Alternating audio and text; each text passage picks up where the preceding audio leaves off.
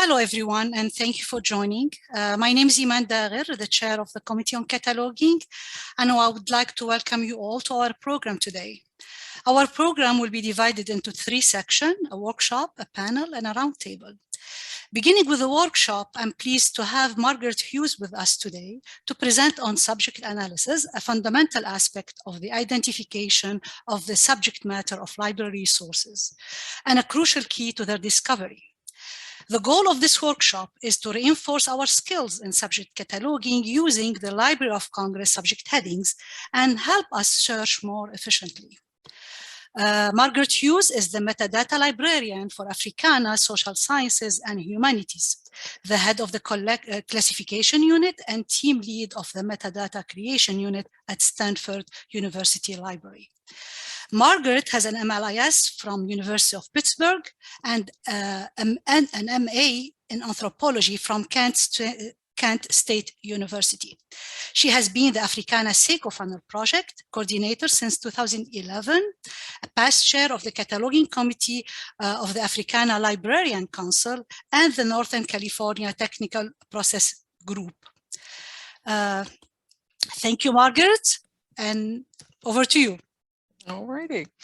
Thank you all very much for joining us today. How is everyone today? I will go ahead and share my screen. Okay, share. Okay.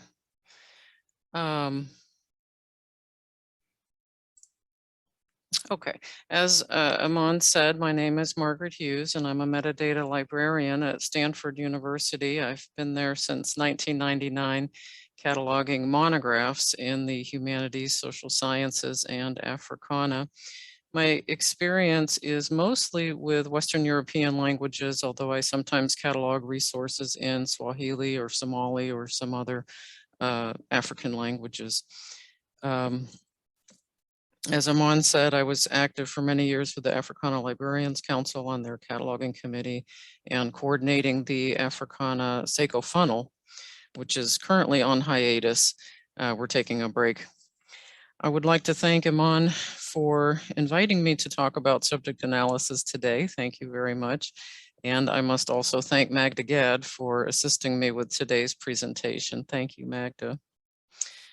Also, I must say that I'm working from home today and I do have 2 dogs, so I apologize in advance if they start acting up or barking. Here's what I hope to cover today. We're going to start by talking about the Catalogers Learning Workshop that's available from the Library of Congress. We're going to touch briefly on what is subject analysis, how to determine the aboutness of a resource. We're going to take a look at the subject headings manual, and we'll talk about the principles of assigning subject headings. And I'd like to, since we said we would talk about common mistakes in cataloging, the one common mistake that I see often is a misuse of the subdivision history. So I thought we'd take a look at when and when not to use the subdivision history in LCSH. And I think we'll have time at the end to briefly talk about LCGFT, Library of Congress genre and form terms, and talk about when to use those terms. And I'm going to leave some time at the end for questions.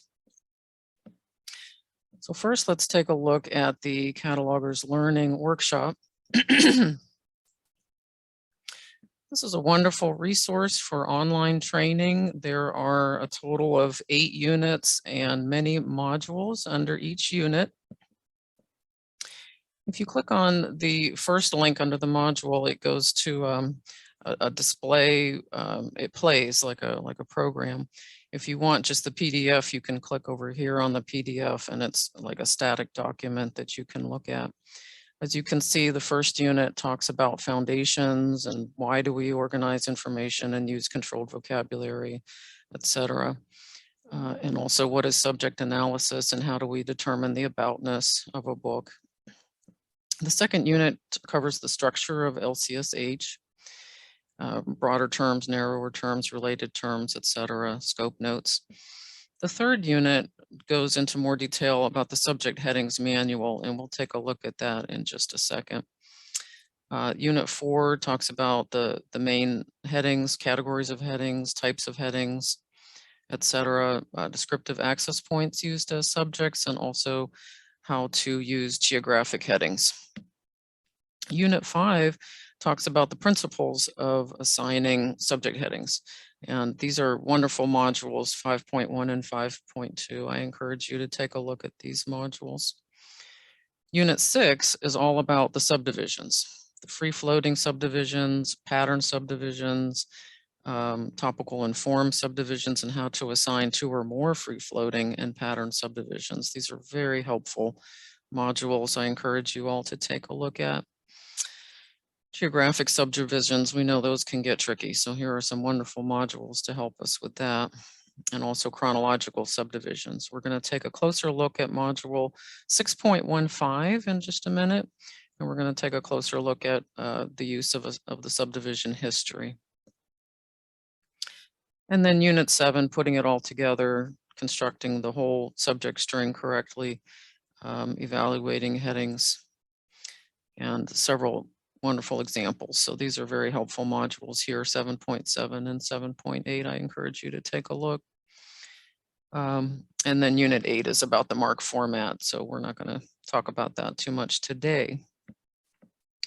These modules are wonderful. At the end, if you click on the module link that's narrated, there's a quiz at the end of most of these modules, and they're very wonderful, very helpful quizzes to help. And they work in real time. You can score yourself and everything. If you click on the PDF, you will not get the quiz at the end. Okay. Okay. Let's take a look at the subject heading manual. Many of you are probably already familiar with this. So as you know, the subject headings manual covers everything you could possibly need to know about how to assign subject headings. But I wanted to take a look today at the free-floating subdivisions. The free-floating subdivisions, as you know, are separated into different categories.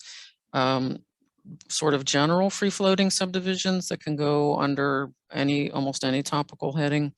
And we have separate categories for free-floating subdivisions that can go after classes of persons, ethnic groups, corporate bodies, names of persons, names of families, names of places, and bodies of water. And I find these helpful because they are separated by what category of heading that they can go after. If you use classification web, you'd have to know each one of these subdivisions in order to search for it and read the scope note. But say I have a work about a particular person, and I want to know all the possible subdivisions that could go after after the name of a person.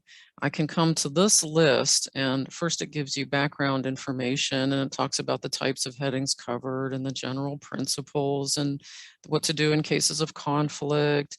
It gives wonderful information on how to treat persons with multifaceted careers and how to assign subject headings.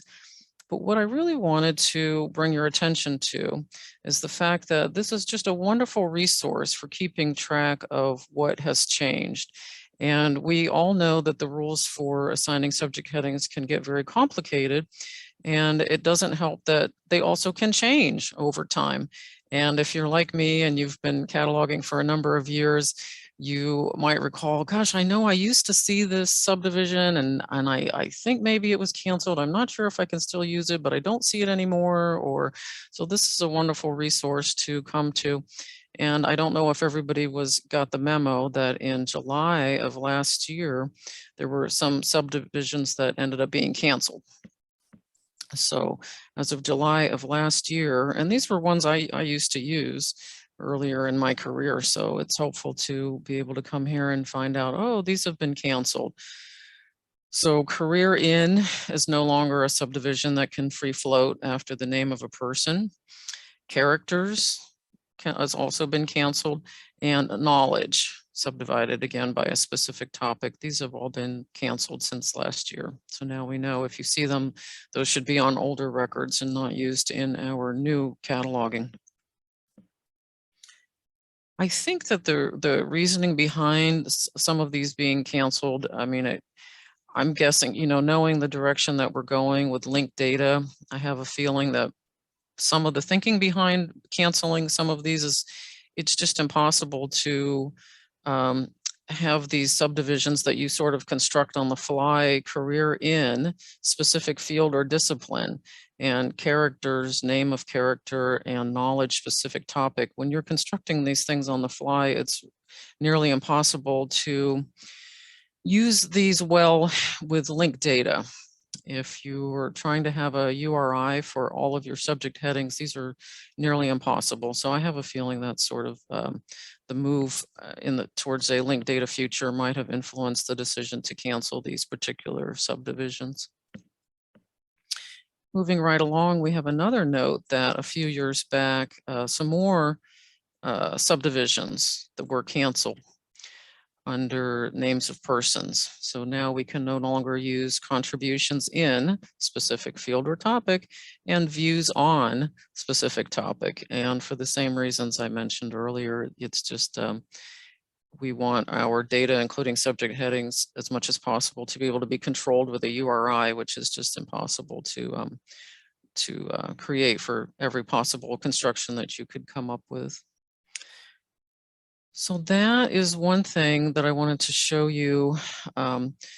These instructions are so very helpful to refresh our memory about relations with specific classes of persons or ethnic groups, assignment of additional headings. And then if we proceed to the next section, we begin to see the list of all the subdivisions that can be used under names of individual people.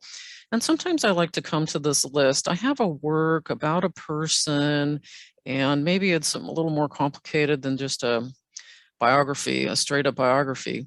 And so sometimes maybe I don't know all the subdivisions off the top of my head that could be used under the name of an individual person. If you search classification web, you can find these if you know them and you search for them, but they're not gathered together nicely like this. So I can scroll through here and I can say, what could I use under, oh, look, alcohol use. Like I didn't know that was a subdivision that could be used under a name of an individual person. So that's something interesting. Sometimes I just like to scroll these because I learn things about awards. I didn't know awards could go under the name of an individual person, stuff like that. So let's take a look at the next page and we can see calendars, captivity, etc. And here we see that career in specific field or discipline is no longer bold. It's now been sort of grayed out, and which is what we would expect given the instructions that we saw on the previous screen. So this tells us what to do in this situation and how to assign headings for works that would once have been assigned career in specific field or discipline. So there's lots of good information here, and see alsos and lots of references and instructions on how to use these. So I just wanted to remind you of what a wonderful resource the subject heading manual is, and it's a good place to stay up to date on changes, things that have changed in recent years. Okay. Are there any questions so far about the subject heading manual? This is probably familiar to all of us. If not, I'll move on to. I have a quick question, Margaret. Yes. So you showed the desktop catalog tool. I just want to make sure, because some of our MELA members are international. Is this tool available to them, or is there an alternative option for them if they want to check? That's a good question. All of these instructions are also available on the Library of Congress website. Absolutely. They're just brought together like as a tool in the toolkit. But yeah, each one of these instructions, H1105, 1103, etc., is also available on the Library of Congress website. Great, thank you. Yeah, You're very I was going to ask a question too. I'm a remote cataloger. Do you have access to catalogers desktop through an institution, or I if I believe did a Google search, would I be able to have access to it? Cataloger's desktop is something you have to subscribe to. I believe I'm accessing it through an institutional subscription, but all these PDFs, all of these documents are available on Library of Congress website. So you would definitely have access to everything on Library of Congress website. Okay, all right, thanks. Absolutely. You're very welcome. Hi, Margaret. This is Magda. I just have a small question about the things that have been eliminated or obsolete. And, we've been using LC forever. And now they are obsolete, as you said, because of the URI. So what we're going to do with that? I know that we're going to have a split catalog record, but are these going to be dropped from the cataloging because of the URI? I think what you're asking is, will we still see records with these older canceled subdivisions? And the answer is yes. I am not sure if the Library of Congress, I think older records just follow older rules and things that were valid at the time, I think you will still see in records. And even if Library of Congress cleans up all their records, you're still going to see plenty of institution records in OCLC that will use these older practices. So unless people do comprehensive bibliographic maintenance, which I know our library doesn't have the time or resources to do. So yeah, you'll probably still see them. Did I answer your question? Yeah, thank you. Okay, you're so very welcome. All right, I'm going to move on to, we're going to look now very briefly at what is subject analysis. And I'm sorry if some of this is very basic. It's hard to know sort of how basic to start. So some of this will be familiar to most of you, I suspect. Okay. So going back to these modules, these wonderful cataloging learners workshop modules, we're going to look at module 1.3 just for a quick minute. Library of Congress subject headings. What is subject analysis? So here's a quotation. They're talking about we must be clear what something is about. And then I love this slide right here with the tiger coming at us.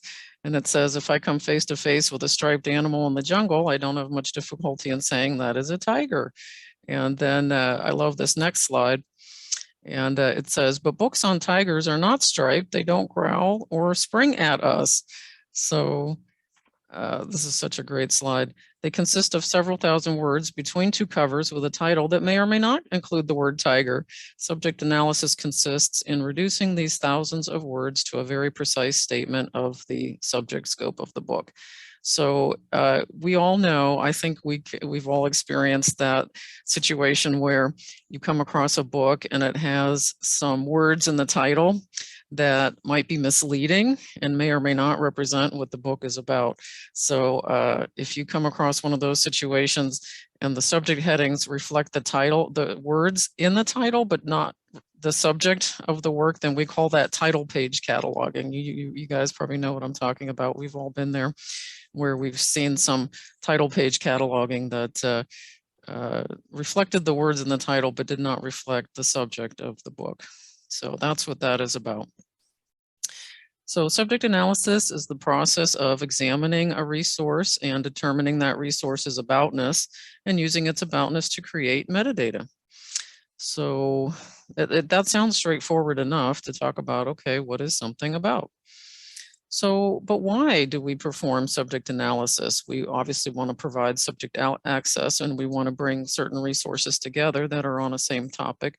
And we want to provide a logical location for these resources when we assign classification.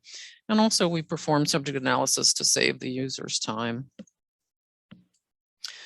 So, and then it goes into more depth about the philosophy behind why we do subject analysis, enabling a person to find a book, to show what the library has, and to assist in the choice of a book. So you can explore this more on your own. So, right, if there were no subject analysis, we would be relying on titles and on keywords.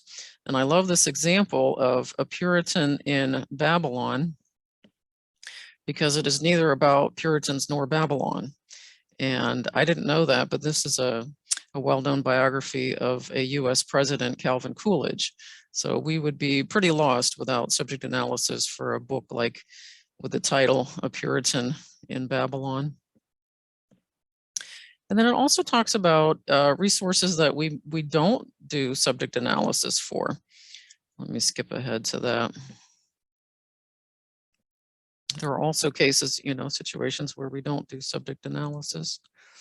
What do we want from subject analysis? Thoughtful analysis, identifying and prioritizing the concepts in a book, and standard usage of subject headings.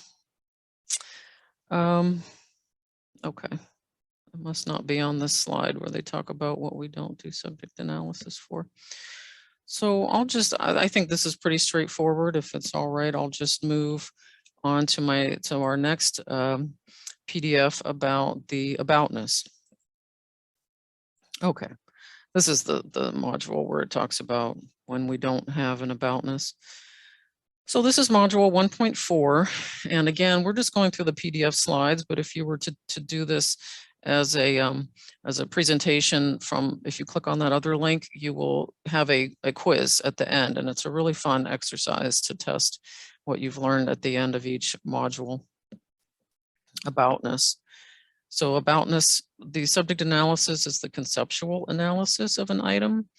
And then it's really a two-step process. You sort of intellectually figure out what the aboutness of a work in your own mind, but then we have to take the second step and translate that into a controlled vocabulary. In this case, Library of Congress subject headings. Okay. Here are some of the principles involved when we do subject analysis. We want to talk about specificity. We want our subjects to be as specific as possible. We try to be as objective as possible in assigning subject headings, and we try to be exhaustive in covering what the book is about. So that goes on and explains more about the specificity and exhaustivity. So on this slide, one thing I want to point out is the 20% rule. I think we're all familiar with this rule. This is one of the guiding principles that I first learned and has stuck with me ever since, is when determining should I assign a subject heading for a topic in a book. If it's at least 20% of the resource, then that would justify adding a subject heading. Okay. What is it about and how is it done? So this just goes on to talk more about conceptual analysis and looking at the resource, examining the resource, the parts that stand out of obviously the title, table of contents, chapter headings, sections, preface, introduction, or its equivalents, illustrations, diagrams, conclusions, and others. So it's very helpful when books come with a table of contents, and sometimes they do and sometimes they don't. Sometimes books have very descriptive chapter titles and sometimes they don't. So that's what makes our job challenging. Okay, so then we talk about aboutness and different methods for approaching how we go about aboutness, which I don't want to go too much into right now, but you guys can certainly read this more on your own. Another conceptual analysis, what is it about? What is it and what is it for? We'll talk more about what it is, about the form of a work. We'll talk more about that a little bit later. Okay, so here is all our aboutness and conceptual analysis. Examine the resource, determine its aboutness, use natural language to describe what the item is about. This is all very helpful. And where is the part about, oh yeah, so here's where they go into really step-by-step showing you how to examine a work. I thought this was really interesting. especially for new catalogers. It looks at a book we're probably all familiar with, Introduction to Cataloging and Classification. And it goes into, each of the chapters and how best to summarize all of these chapters in terms of subject analysis. So let me skip ahead. So this is the statement. If you were to describe what this book is about to someone else, you would say it's about library cataloging. It includes descriptive cataloging. It talks about RDA, there's subject cataloging, and subject headings and classification. Okay, so I'm going to skip ahead. I realize we're getting a little short on time according to my calendar. So I'm going to skip ahead and go to my next tab, which is about the principles of assigning subject headings. And this is module 5.1. There's actually 2 modules on the principles of heading assignment, part 1 and part 2. And I encourage you to take a look at those when you get a chance.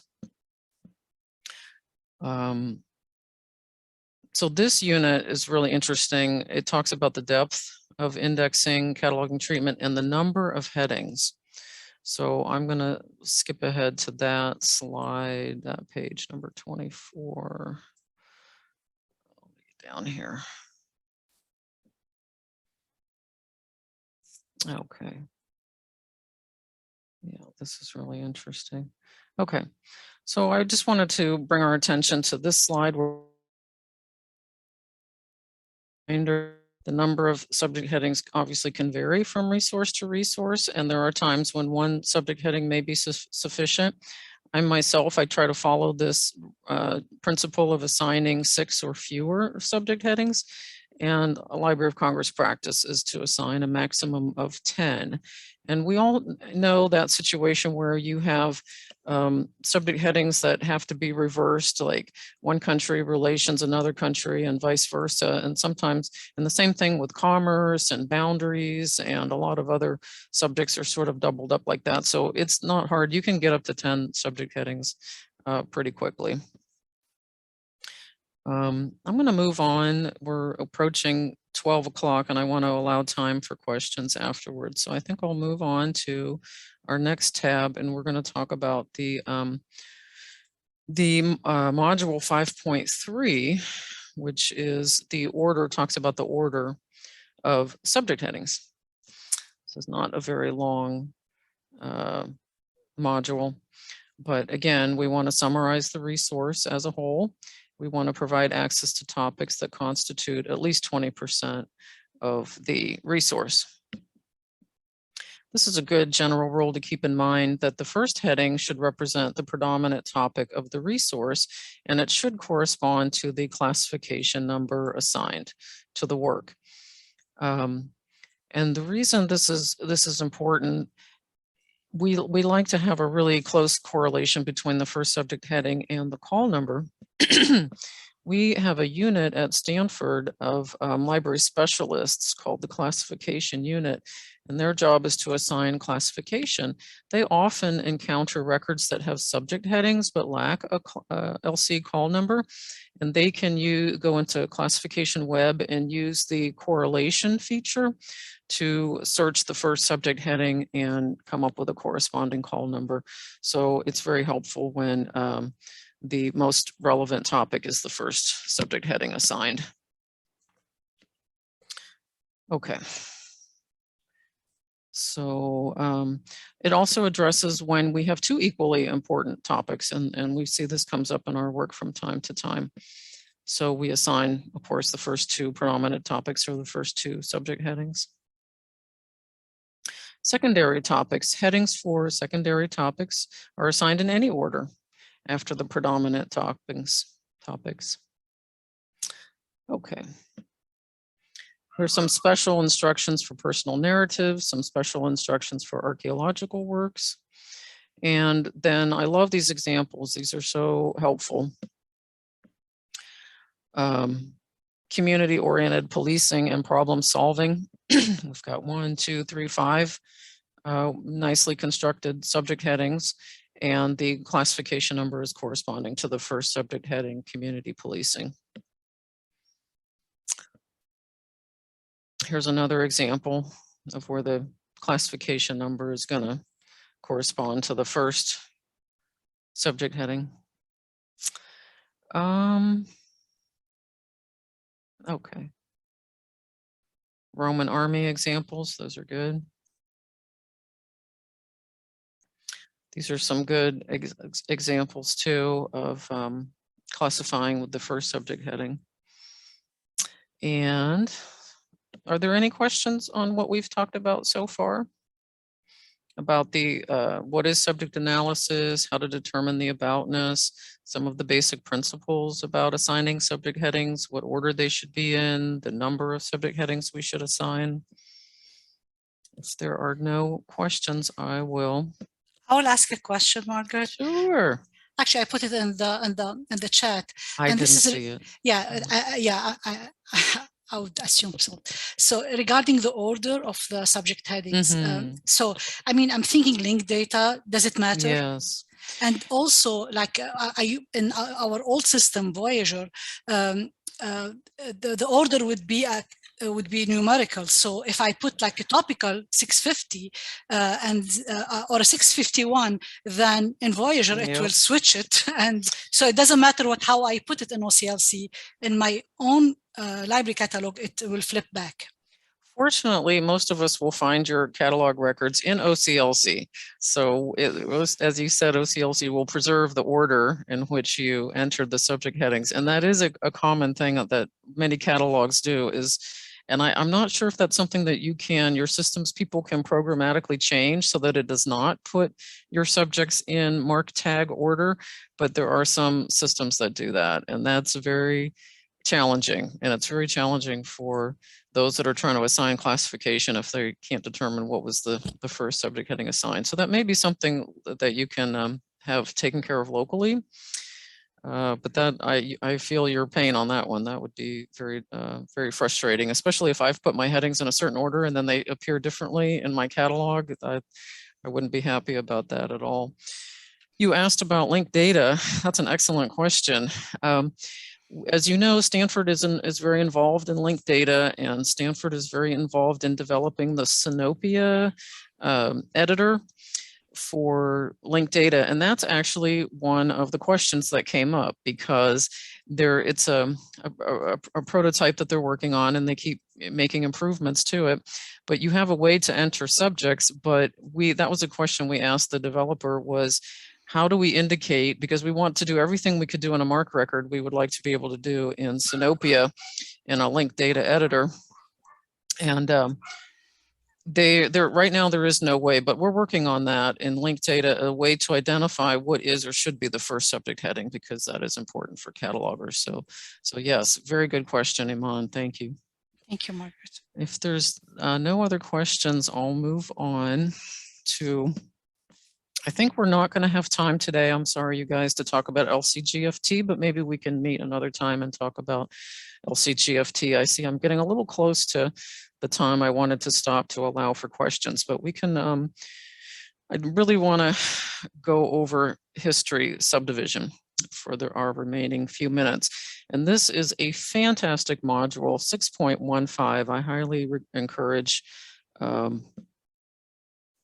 you guys to take a look at this. Is this the right module? Do I have the right module? Okay, so history. History is you'd think it's such a simple concept. We all know what history is, right? But trying to use it in an LCSH string and a string of subject headings and subdivisions can be challenging. It's not as straightforward as you might think. Okay, so there are times when we can use history and times when we cannot use history as a subdivision under another subject heading. So we can use history under topical headings, classes of persons, ethnic groups, uniform titles, et cetera, past events, sacred works, places, and organization. But we have a general rule. Sorry, my dog is crawling on me. Classes of persons, ethnic groups, uniform titles, sacred works, etc. Okay. So approved uses of history, we can use history under any of these categories of headings. And I hope I have the right, here's the one used under persons, classes of persons. We see all the subdivisions that can be used there. Sacred works, we can use history after sacred works. I'm trying to find the examples of where we don't use history. Where is it? Okay. Okay, so let's look at when history cannot be used. So history can't be used under a subject heading that already denotes something historical, that's already a historical heading. So economic history is called economic conditions. Economic conditions is what we use for economic history. Social history and LCSH, we call that social conditions. So therefore we don't use history after economic conditions or social conditions because it's already an inherently historical topic. So as this sentence tells us, in the same way, it can't be combined with a heading that is already historical, like economic history, history modern, or social history, because that would be redundant. And also we can't assign history under other chronological subdivisions. So prohibitions of the use of the subdivision history, headings that obviously already denote history, such as economic history. History modern, etc. World politics, this is already of a historical nature, so we don't add history after world politics.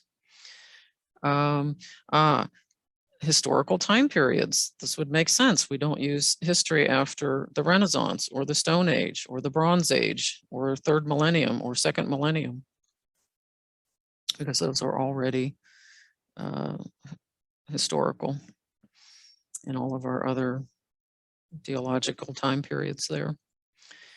So our centuries. Headings for historical events. This makes sense that we would not use history under a historical event, the Congress of Vienna, Olympic Games, etc. Okay. Headings for historical events that are established in LCSH. You won't find heading the subdivision history used after the Afghan War, after a hurricane, after a battle, because these are already of a historical nature. So this is something I see a lot. I see history used under historical events. I see it used under headings that are already of a historical nature, such as economic conditions and social conditions. So this is interesting. Headings for historical events. Civil wars are historical events. In the Afghan War, we don't put history after it. So what about this? I love this slide, prohibitions on the use of history. History for headings for historical events. So we know that we don't use the subdivision history after a topic that is already of a historical nature. So what do you guys think about this string, Syria history, civil war, refugees history? It's a history about the refugees from the Syrian civil war. Does that look legit to you guys? How about the Afghan War refugees history? Now, we've already learned from a previous slide that we can use history after refugees because refugees is a class of person and we're allowed to use history after a class of person. So what do you guys think about these two constructions, these two examples? Any thoughts, comments? Do these look correct to you, these two headings? Do these look correct because history can be used after refugees? Or do these look incorrect because these are historical events?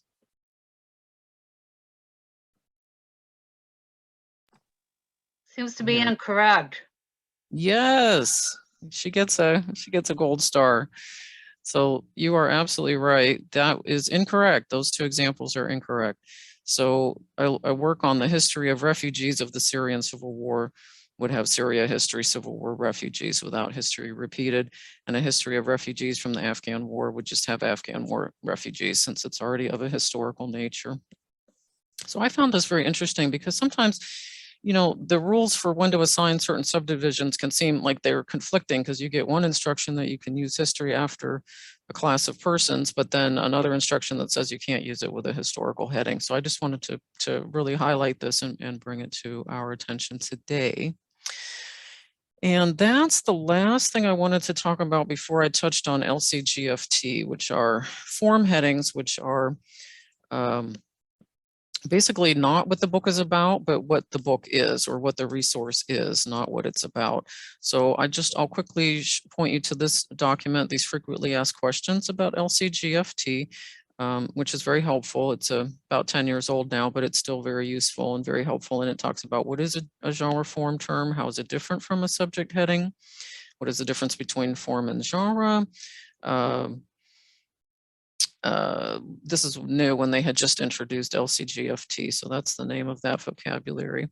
And also, there are other places to find form and genre headings. I tend to use LCGFT myself, and I put a subfield 2 in my 655, and I say LCGFT, but there are other common vocabularies where people use form and genre terms. I think the most common that I've seen is the art and architecture thesaurus, but all of these other vocabularies can be used as long as you cite the abbreviation in subfield 2, the source of the vocabulary in subfield 2. So the advantage to LCGFT, you might be asking yourself, so LCGFT brings out the form of a work. Is it a biography? Is it a dictionary? Is it a calendar? Is it a cookbook? Is it a diary? Is it correspondence? We have many, many terms in LCSH that we use to describe what something is about. We can have a subject string in LCSH that ends in biography, it ends in dictionaries, it ends in catalog, it ends in the form subdivision that we see often in LCSH and subfield V.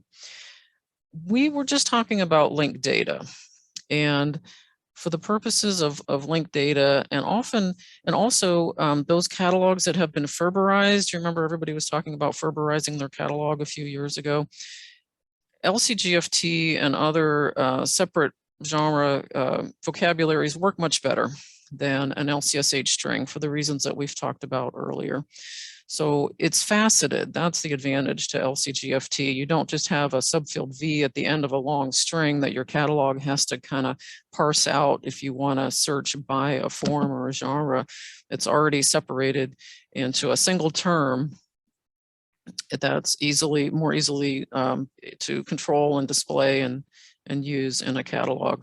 So it's 12:15. I'm going to stop there. I could go on and on and on. Of course, we could speak for days and days about subject analysis, aboutness, principles, order, etc. But I think I will take the rest of our remaining time to just open it up for discussion. I'll stop sharing now. Thank you.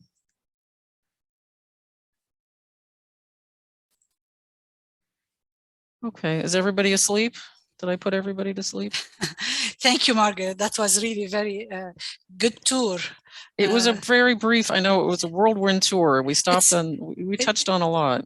Yeah, I know. Thank you so much. There are so many to cover. We know that this is a mini workshop and there are so many things and we want to allow time for discussion. I think we've got 10 minutes or so. So I'm curious how many among us in the audience are catalogers. You could raise your hand, but I can't see most of you. So, or how many of us are not catalogers? Oh, I see some hands. I see some faces. I see faces, hands, thumbs. How about anybody I wasn't sure who my audience was. Are we all catalogers? Is this all very familiar and repetitive for us? Or some of us are new catalogers or some of us not Is there anybody here who's not a cataloger, who's never cataloged? Oh, I see a hand. I see Magda. No, but I was a cataloger. I started as a cataloger, and actually I was the head of cataloging. So I am really grateful to what you're saying right now. We need this workshop. Thank you. Okay, you're very welcome. You're very welcome. I was afraid it would be too introductory for some people and maybe too detailed for other people, depending on the type of resources that you catalog and how much experience and how much I want to be a cataloger. Yes, you do want to be a cataloger. I'll tell you right now, Arthur, you want to be one of us because we're the catalogers are the best, right? Am I right? Catalogers are the best. Absolutely. Without us, you'd have no resources, your books would be useless because they'd have no classification, subject analysis, no descriptive access points. So, Margaret, one of the things that I've encountered a lot in some of the records, and I would say Arabic records because I see them more, is like, for example, novels. I would see catalogers, they would put Arabic fiction. What's your answer regarding this? However, there are some subject headings. If there's a collection of some essays, you can put Arabic essays, right? You can. And in fact, I know that LCSH is ideally used for what the book is about and not what it is, but we have also, LCSH kind of does double duty because we do assign headings like what you just described. If I had a novel in Arabic, I would assign, I'm just saying what I would do. I'm not speaking for the Library of Congress. I would probably assign a 650 for Arabic fiction. And I would assign a 655 for novels with a subfield 2 LCGFT. And the reason I would assign a 650 for Arabic fiction, it's not about Arabic fiction, which is why I'm not subdividing it by history or criticism, but the form genre only tells you that it's a novel. It doesn't tell you that it's in Arabic. And I know that the language of the resource is also coded in the MARC record in other places, like in the fixed field. But I think it makes it easier for the user. If you are looking for Arabic novels, if you could search on the subject heading, the form term novels will take you to all novels, not necessarily in Arabic. So you'd have to do a complicated search and limit your resources by language and search this and search that. If you could just search the subject heading Arabic fiction, and don't select the resources that say history and criticism, but just the resources that say Arabic fiction, I think it does a good service to the user. So that's my approach. But yeah, fiction is challenging. It seems kind of, it seems repetitive maybe to say Arabic fiction and LCSH and also novels and LCGFT, but I think they kind of support each other. I think they serve different purposes, and I think they support each other. And they index differently in your catalog. So I have a question, if I may. Yes, Magda. Do you think the integrated library systems are particularly searchable, discoverable by users using the LCGFT terms? I think it's unique to each catalog depending on how your systems people have set it up. And I know I can speak for our catalog, which is called SearchWorks, and we definitely take advantage of anything in a 655 of any vocabulary. If it's in a 655, it gets indexed into some kind of form or genre index. So I think most. It's not, for example, we are in our institution is using Sierra from III, and it's only, I believe, that's searchable by keyword, so it's not limiting by subject. A That's user interesting. could find the it's always been that way with MARC, with the MARC format for years and years and years. Different libraries are doing different things with it programmatically in terms of an ILS. So and that's the wonderful versatility of MARC. It can be used at a very simple way with keywords, or MARC can also be used in a very sophisticated way. Yes, I will definitely provide the link for the LC cataloging resource page, that catalogers workshop. So Stanford using MARC or not, may I ask, please? We use MARC for most of our metadata. We also use mods for our digital repository. Electronic resource, yeah. Okay, thank you. But mostly MARC and also mods. And we are, as you know, we're moving to BibFrame, so we're always also have one foot in each on each side there. Okay, thank you. Magda, did you have a question, please? I do have a question, but I don't want to put Margaret on the spot because this is a question for all of us. Right now, I am in the other side of the aisle. I was cataloging, I was doing everything I could with training and all of this stuff. Now I see the product of cataloging. When I serve a user, when I search the catalog, yesterday I spent hours and hours to find an items that has a specific subject.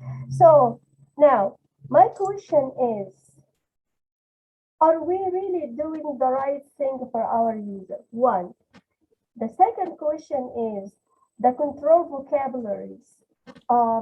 When you teach faculty and students of how to search the catalog, they really send it back to you and say, find it for us.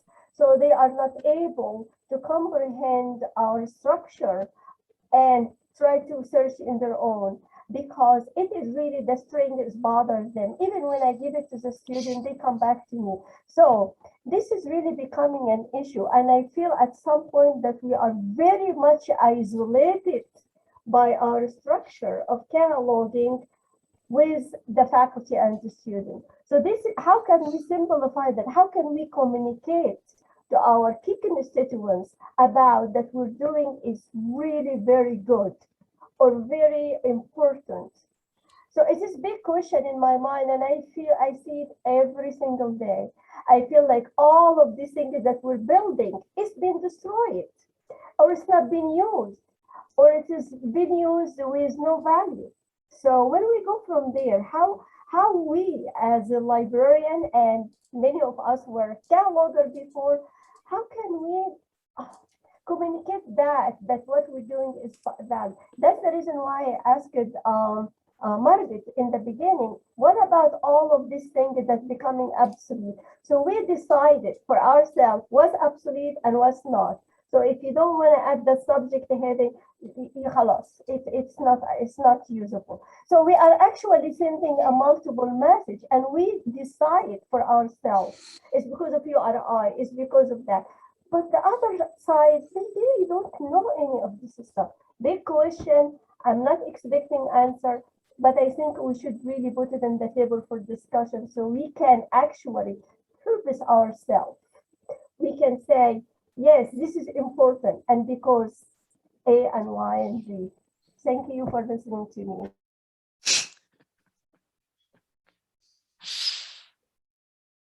Well said. Yeah. There's always a lot of room for discussion, and I'm glad to see that we're reflecting on what we do and why we do it, and are we serving the user? So that's good to always keep in the forefront of our mind. And I sometimes have to ask myself that too. When I'm lost in a sea of subject analysis, I have to ask myself, what would help the user right now? And if I'm waffling about adding a subject heading, and I said, well, maybe there's a little bit in the book on this subject. Should I add this heading or not? And I ask myself, am I doing a service or a disservice to the user by telling them this book has something in here about this topic? If they go all the way to the shelves and get the book, are they going to be disappointed and mad at me for telling them that there really was a significant amount on this topic if maybe there wasn't?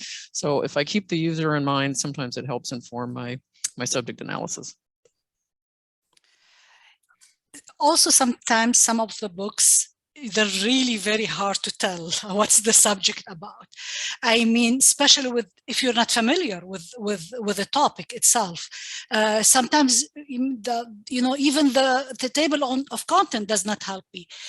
I would go even to the bibliography and see what's the most common, citation that was consulted doing this book, just to help me really do a good represent this topic, the content of this book successfully, and make it accessible to users. It's not an easy job, definitely. And what makes it even worse that we are using databases and for example, what you call it, multiple databases, and they are like catalogs, but we go and search them by anything and we find the information, we find close enough information. So those are not assigned LC or any kind of subject headings, but we still can access them. And I look at the nature of cataloging now. I have people that don't have MLS, they never studied librarianship in general. Anyone you train them to say, do this and do that, and that's it. So I feel like we're not really very good advocate about the importance of all of this. Why we do it for books, and we buying all of these packages and load them into our catalog. I mean, why are we actually trying to do something very fancy that was good in the past for books? But now, gosh, I see the loading and loading and loading and ebooks loaded, and it's just amazing. So just I cannot really explain all of this to our users. I'm sorry. I cannot, they ask me, why you're talking about this and we can get access to that. So that's just becoming a really big issue for us here. And maybe also another point to remind ourselves that is the SECO program. I mean, there are limited number of staff.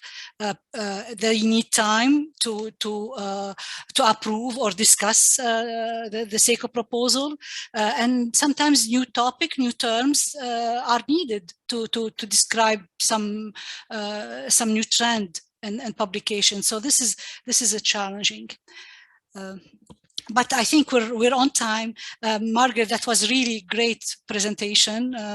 Thank you so much for presenting in our workshop. Thank you for you all for attending and for the good question and comment. Thank you. We'll take a break and then we'll be back with our panel. Thank you so much. Good discussion. Thank you all. Bye-bye. Bye-bye. So we will have now, I think,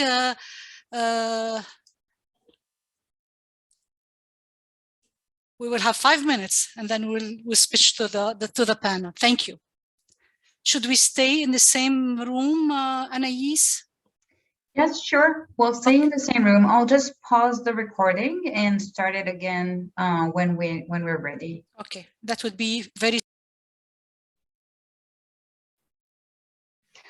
Welcome back, everyone, to the second part of our program. I'm Denise Sufi, a member of the Committee on Cataloging, and I'll be the facilitator for our panel entitled Toward Access and Discovery. Our first panelist is Dr. Jean Druel, a researcher at the Dominican Institute in Cairo. His topic is cataloging manuscripts in the IFLA-LRM mode, in which he will discuss his experience using Ferber and RDA to catalog Arabic manuscripts. Our second panelist is Iman Dagher, Arabic and Islamic Studies Metadata Librarian at UCLA Library. She will present on Wikidata and libraries, a potential platform to explore, and will introduce the basic features and benefits of Wikidata, as well as some of its challenges. The speakers will each have about 15 minutes for their presentations, then there will be 10 minutes at the end for Q&A. I'll now turn the screen over to Dr. Druel.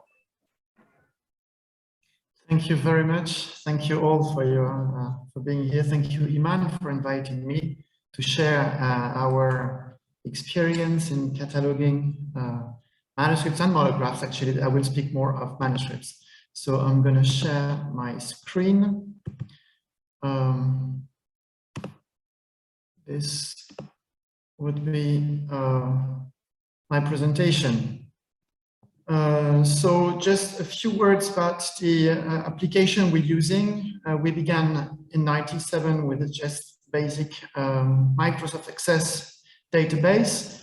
And then in 2001, we launched our own software. We could not find any software adapted to the Arabic and Islamic tradition. Our library specialized into the Turath Islami, so the first millennium of Hijrah. And then in 2011, we launched the version 4 of our software that's fully compliant with Ferber. Then the name changed from Alchemist to Diamond, which is the name today of that application, because we began to distribute the software to other libraries, and they were using it for non-Islamic data. So now we have Albertus for medieval Latin works, and we have Ignatius for Christian Oriental. And 3 days ago, actually, there was a non-profit association that was created in order to take over from us the distribution and development of the software. So this is where we come from, and we are currently working on adding export tools and also implement the manifestation aggregates, which is the latest development of LRM. So our application is natively designed to integrate Arabic and Islamic works. Some features which are not found in any other software, such as the alphabetical sorting, such as Hijri calendars, such as Arabic interface, etc. So we always are also something that we're very proud of is the onomastics, Arabic onomastics, because as some of you may know, authors are designed in the Islamic tradition with more than 1 or 2 components. So we have like as many as 10 different revealable components to name authors. And then, of course, this is at the core of the further model. It's the relations between works and relations between authors, which all works in the Islamic tradition need, like any single work, is in relation with other works, and same for authors. So if I move now, so we've been cataloging monographs since in that new software, in that Ferber software, since 2011. And since 2018, we've been implementing manuscripts. So I'm going to focus today on manuscripts. As those of you who are familiar with cataloging manuscripts, you know there is no standard. So there is no standard fields to populate.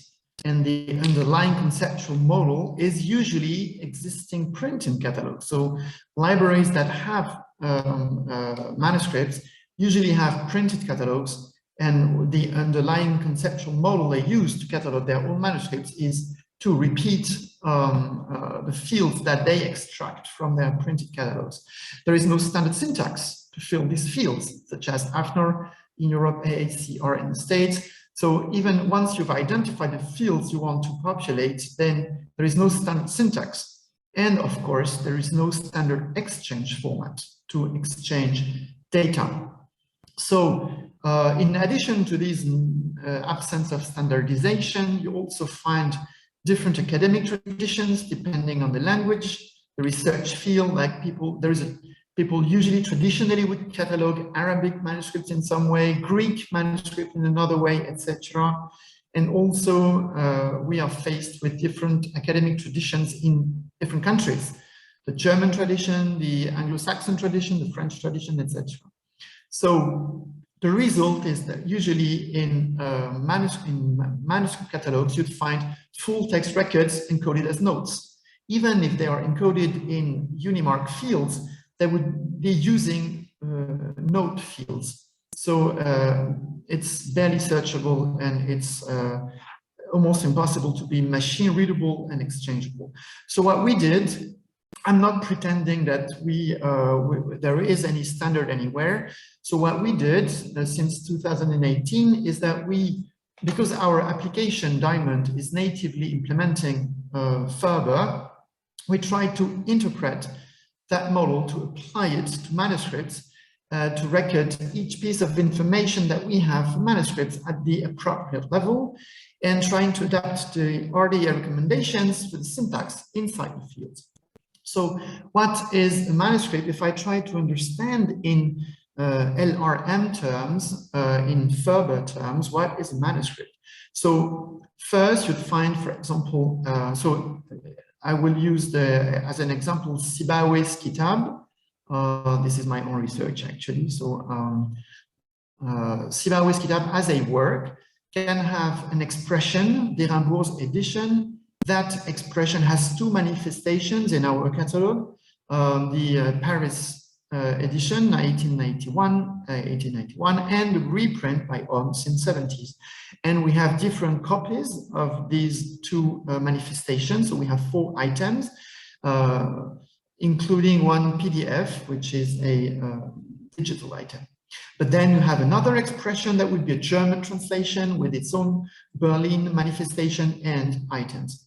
So what a manuscript is, and then you have agents. According to the Ferber model, you can link agents to works, to expressions, to manifestations, and to items. as work that would be linked as author, compilators, rawi, which is a transmitter, to expressions that would be linked as scientific editors, translator, preface, to manifestations that would be linked as publishers, printers, and to items that would be linked as owner, donor, dedicatee, etc. So then, if I want to consider manuscripts from this perspective, the perspective of LRM further, then it would be just a new expression. In this case here, it would be an unknown recension at the level of the expression that we have a manifestation of by an unknown scribe from the 5th, 11th century, Parawan, and we have two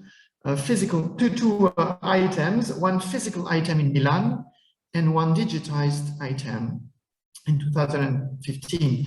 Then we can add another manuscript, for example, another recension that would be as a Makhshari's recension that was at the level of the expression. Then at the level of the manifestation that would be copied by Abu Abdullah in 614 in Baghdad, and there is one physical copy in Paris. So this, from the perspective of the text, manuscripts can just fit in the system. Then if we look at the agents, you have recension, a transmitter at the level of the expression, you have a scribe, a copyist at the level of the manifestation, and then at the level of the item, you'd find an owner, former owner, mutala'a, which is like mutala'a would be someone read the book, accessed it, and just copied on he signed it on the item that on that day, myself, I read the book. It's a mutala'a. Then ijaza, if it's on that day, Sheikh Fulani was teaching the book to someone. So you have ijaza as a sheikh and ijaza as a talib.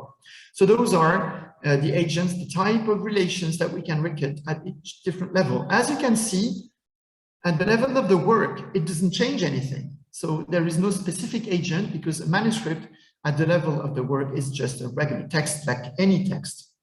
So if I take an example, this is a first page of a manuscript that's found in Suleimani Library. The work title that's contained in that is Al-Khisal al-Mukaffira al-Mutaqaddima wal-Mutaakhira, and then the author, Ibn Hajar al-Asqalani, Ahmad bin Ali. So these information, the work title and the work author is not found on the manuscript. This is at the level of the work, so we can record them and just as they are, according to research, according to sources, according to so what the work title is and what the work author. And what you see here is an access point. It's an authorized access point with the shuhra first, then two names, then the miladi dates. But if I look at the level of the manifestation, the title is slightly different. كتاب الأعمال المكفرة للمتقدمة والمتأخرة, and the mention of authority at the level of the manifestation is again different. تأليف شيخ مشايخ الإسلام حافظ العسقلي القداد أبي العباس أحمد بن حجر العسقلاني. So what we see is that the Ferber model enables, of course, to record the work title as it is according to the sources, same as an author with its own access point, depending on what type of access point you're using in your library. But at the level of the manifestation, then you have as it appears on the resource. Then the copyist here is not identified. The date of copy is probably before 833 Hijri, 1429 Miladi. Then if I try to fit this in a WEMI, the work expression manifestation item, which we here at the Dominican Institute represent as pyramids, we're in Egypt anyway.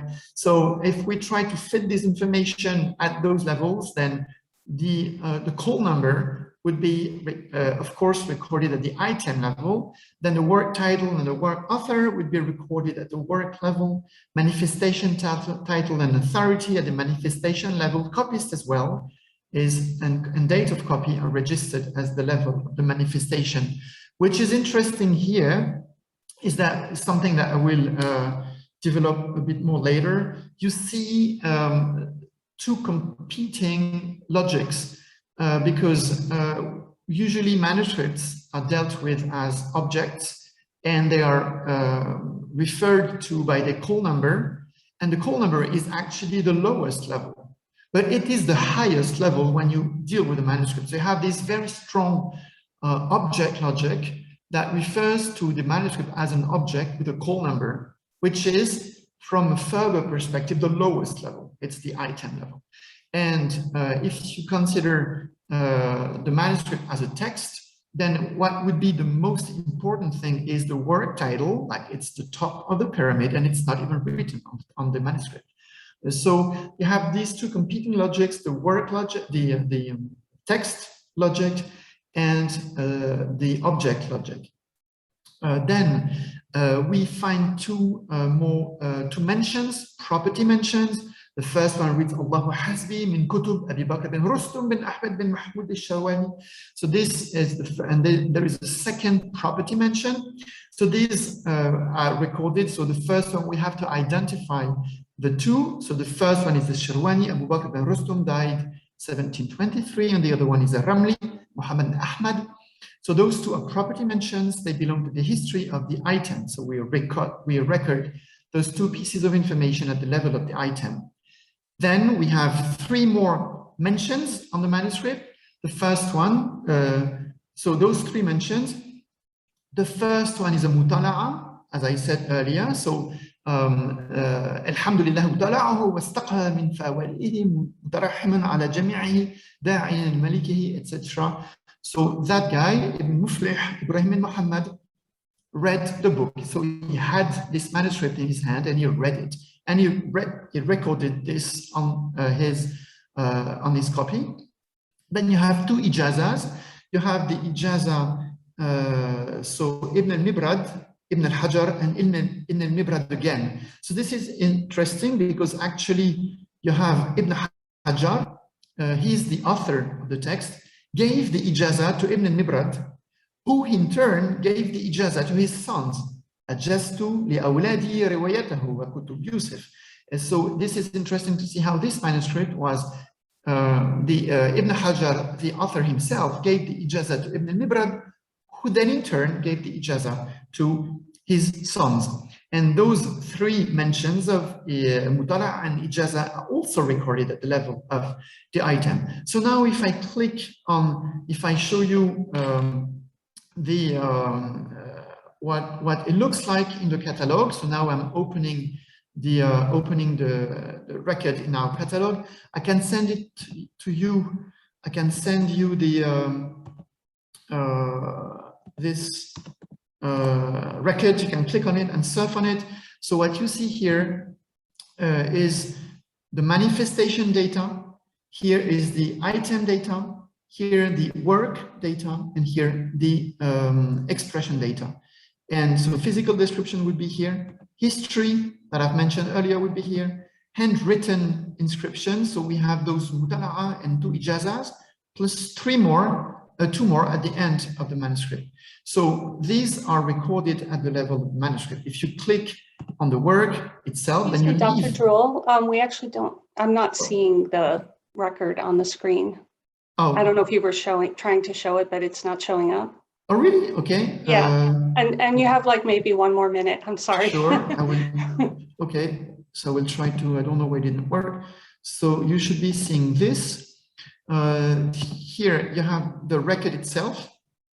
So this is the record in our manuscript, in our catalog. So this is the manifestation data with its physical description plus the item, the property and the handwritten inscriptions that we're mentioning. This is the two copies. One is a digital copy, one is the physical copy. Plus then you can search to the work itself. And then if you go to that level of the work, you see that we have one manuscript and three editions of the same text. So this is fully text logic. Whereas if you go back here, you have a clearly object logic. So now if I, it seems that I have to stop sharing and reshare again. So now if I want to reflect on our experience, we see that we have two opposing logics, manuscripts as objects and as texts. As objects, they are completely unique and identified with a call number. As text, they are just part of a wider network. Majamia, we have to be treated as mere objects. And then singletons can bind the two logics together. Granularity is the key. So because we don't have any standardized fields and syntax and everything, so we have to be as granular as possible when we record the information linked to the manuscript in order to avoid just big notes fields, and as much as possible drop lists everywhere possible. And in case of doubt, this is a bit counterintuitive, but we have to prefer redundancy. For example, we have to describe calligraphy, Maghribi, Simai Maghribi, rounded Maghribi. People may just not agree on how to name it, prefer redundancy and record add parameters, because when it comes to, it's easier to fusion than to merge than to split. So this is how we dealt with the absence of standard and trying to implement further manuscripts, granularity, redundancy in case of doubt. And thank you for your attention. I hope I was not too long. Just fine, just fine. Thank you so much, Dr. Druel. I really appreciate this. This presentation is very good. It's excellent. We're going to hold off on questions until the end. So I do see you have a question, Akram, but we'll wait until after Iman does her presentation, and then the panelists will take questions. Thank you very much, Jean. Iman, go ahead.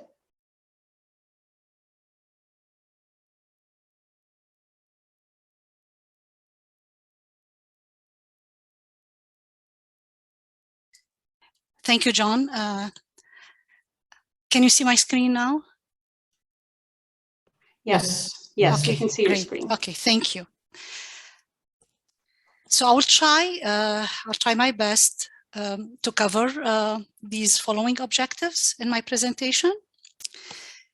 So traditionally, library catalogs have served as a tool to manage and provide access to library data and collections, which has been functioning really pretty well.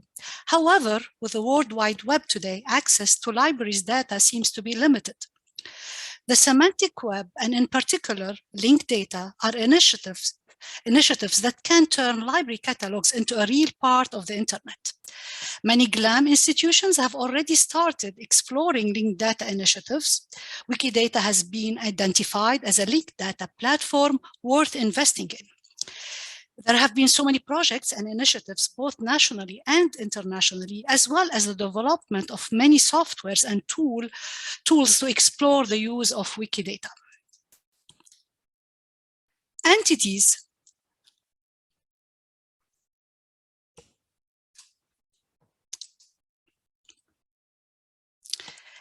and I mean here people, places, organizations, subject, and works are important when we attempt to describe libraries' collection. In doing research, libraries are rely heavily on authority control, which has been identified as the backbone of library catalogs. However, this strong authoritative system has some limitation in a linked data environment. Authority work is expensive, time-consuming, and has some linguistic barriers.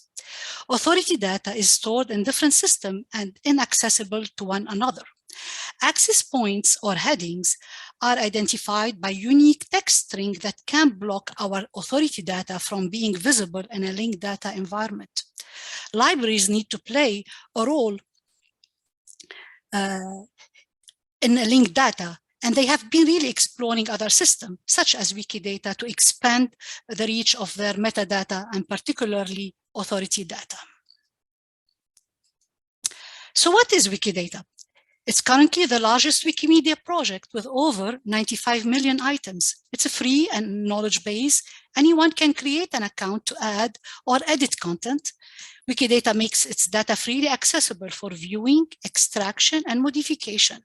This makes a collaborative platform to share and spread resources with a community of thousands of volunteers. Currently, there are over 23,000 active users of Wikidata. It is also considered as a central storage for structured linked data, which is data read and edited by both a human and machine, and cross-linked and integrated with a semantic web. It has an unlimited, boundless scope with items on entity as diverse as books, places, species, galaxy, and many others. Most Wikipedia articles are presented in Wikidata. The link to access Wikidata item is of the entity is found on the left column. We see on the slide the article of Noam Chomsky, the well-known American linguist. In Wikidata, information about Chomsky is presented in a structured way. He is identified by a single item with identifier that starts with a Q. Each item needs to include a description, which is a short phrase designated to disambiguate items with the same or similar labels. We may have another item for a book titled Noam Chomsky. There are also aliases or alternative names for the item, as well as what we call Chomsky in other language.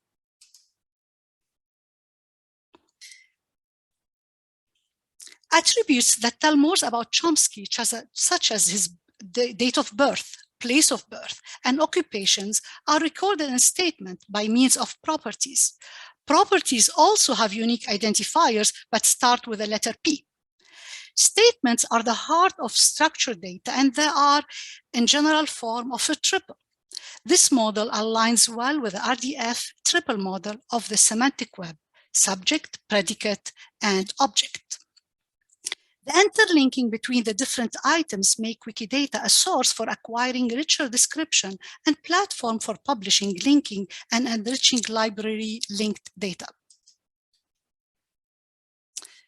One interesting feature of Wikidata is that provenance and attribution can easily be included using references and qualifiers, which are core to the Wikidata data model, as you see on the slide. One of the most powerful features of Wikidata is that it is truly multilingual knowledge base. Across all Wikidata entities, over 410 languages are used. While English is the default interface language, the project is intended to be used by and be useful for users of every language possible.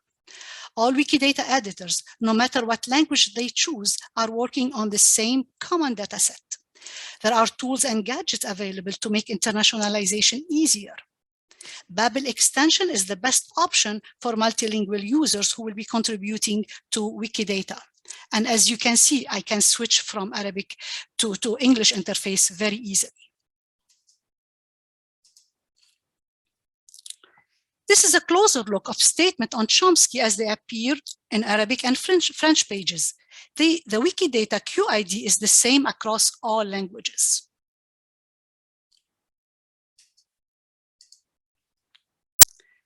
Another important feature in Wikidata is the ability to add identifiers from other lists to the item. On this slide is only one portion of a long list of identifiers on Chomsky from other authority lists and National Libraries database, such as VIAF, ISNI, the National Library of Chile ID, and others.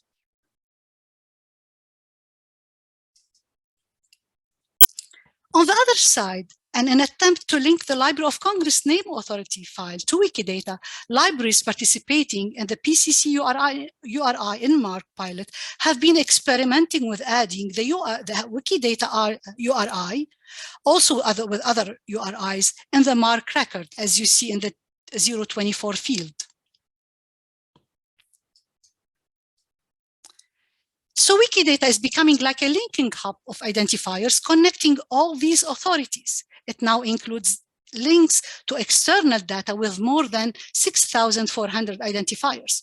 The figure on the left is taken from the researcher Theo van Veen articles titled Wikidata from an identifier to the identifiers, which illustrate the possible situation of linking between Wikidata and other authority lists. By adding more identifiers from all around the world, Wikidata has becoming like the super authority file. So everything is linking to Wikidata, and that can be really a great motivation for libraries to invest in it. In addition to the work done by humans, Wikidata is enriched by the use of many tools, bots, scripts, and gadgets that facilitates the process with or without the necessity of a human decision-making. Such tools can create items, add labels, descriptions, statements, sources, or enter wiki links, and other functionality.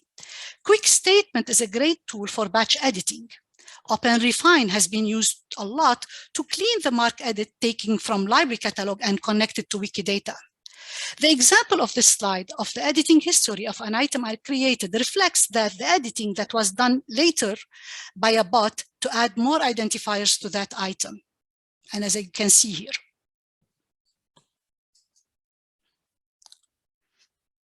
This Wikidata page is a list of tools that can be used to work with Wikidata more quickly and comfortably. It also lists the tools by their functionality. So with this rich ecosystem of human editors and bots, there is considerable effort to enforce data quality and consistency, which is a great concern for the libraries community. We love consistency, right? There are tools for detecting errors and the misuse of data, discussion pages for every item on Wikidata, along with saved history of the edit applied to the item with the option to undo the changes. Also, there are project chats in place to discuss all aspects of Wikidata, such as policy, proposal, issues with individual data, and technical problems. In sum, there are lots of opportunity and potential for library use, but also some challenges that librarians and catalogers may encounter.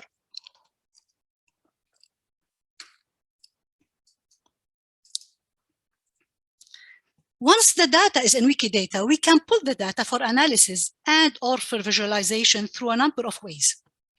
Wikidata's query service provides an interface to write queries using the Sparkle query language.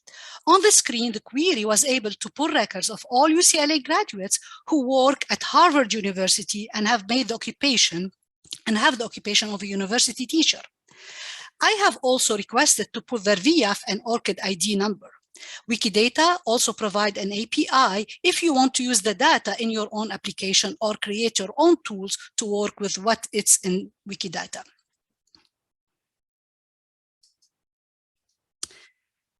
On the slide is another example of query. For example, I was interested in learning about Lebanese female poets in Lebanon as the birthplace, and I wanted to see their images, date of birth, and the label of their names in both Arabic and English. So this is the query. I can see the result in a table view, and that would help me really catch immediately, fix error and or gaps in the data that is already available in Wikidata. Or I can see it in a timeline view with the images and labels.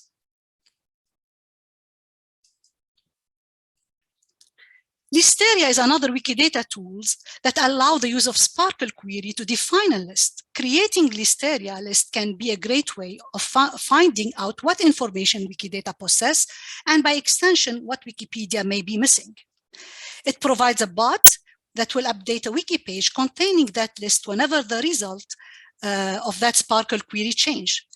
This is the list of Aleppo market that I came across to Wikidata. So that would be updating as more information would be added to Wikidata.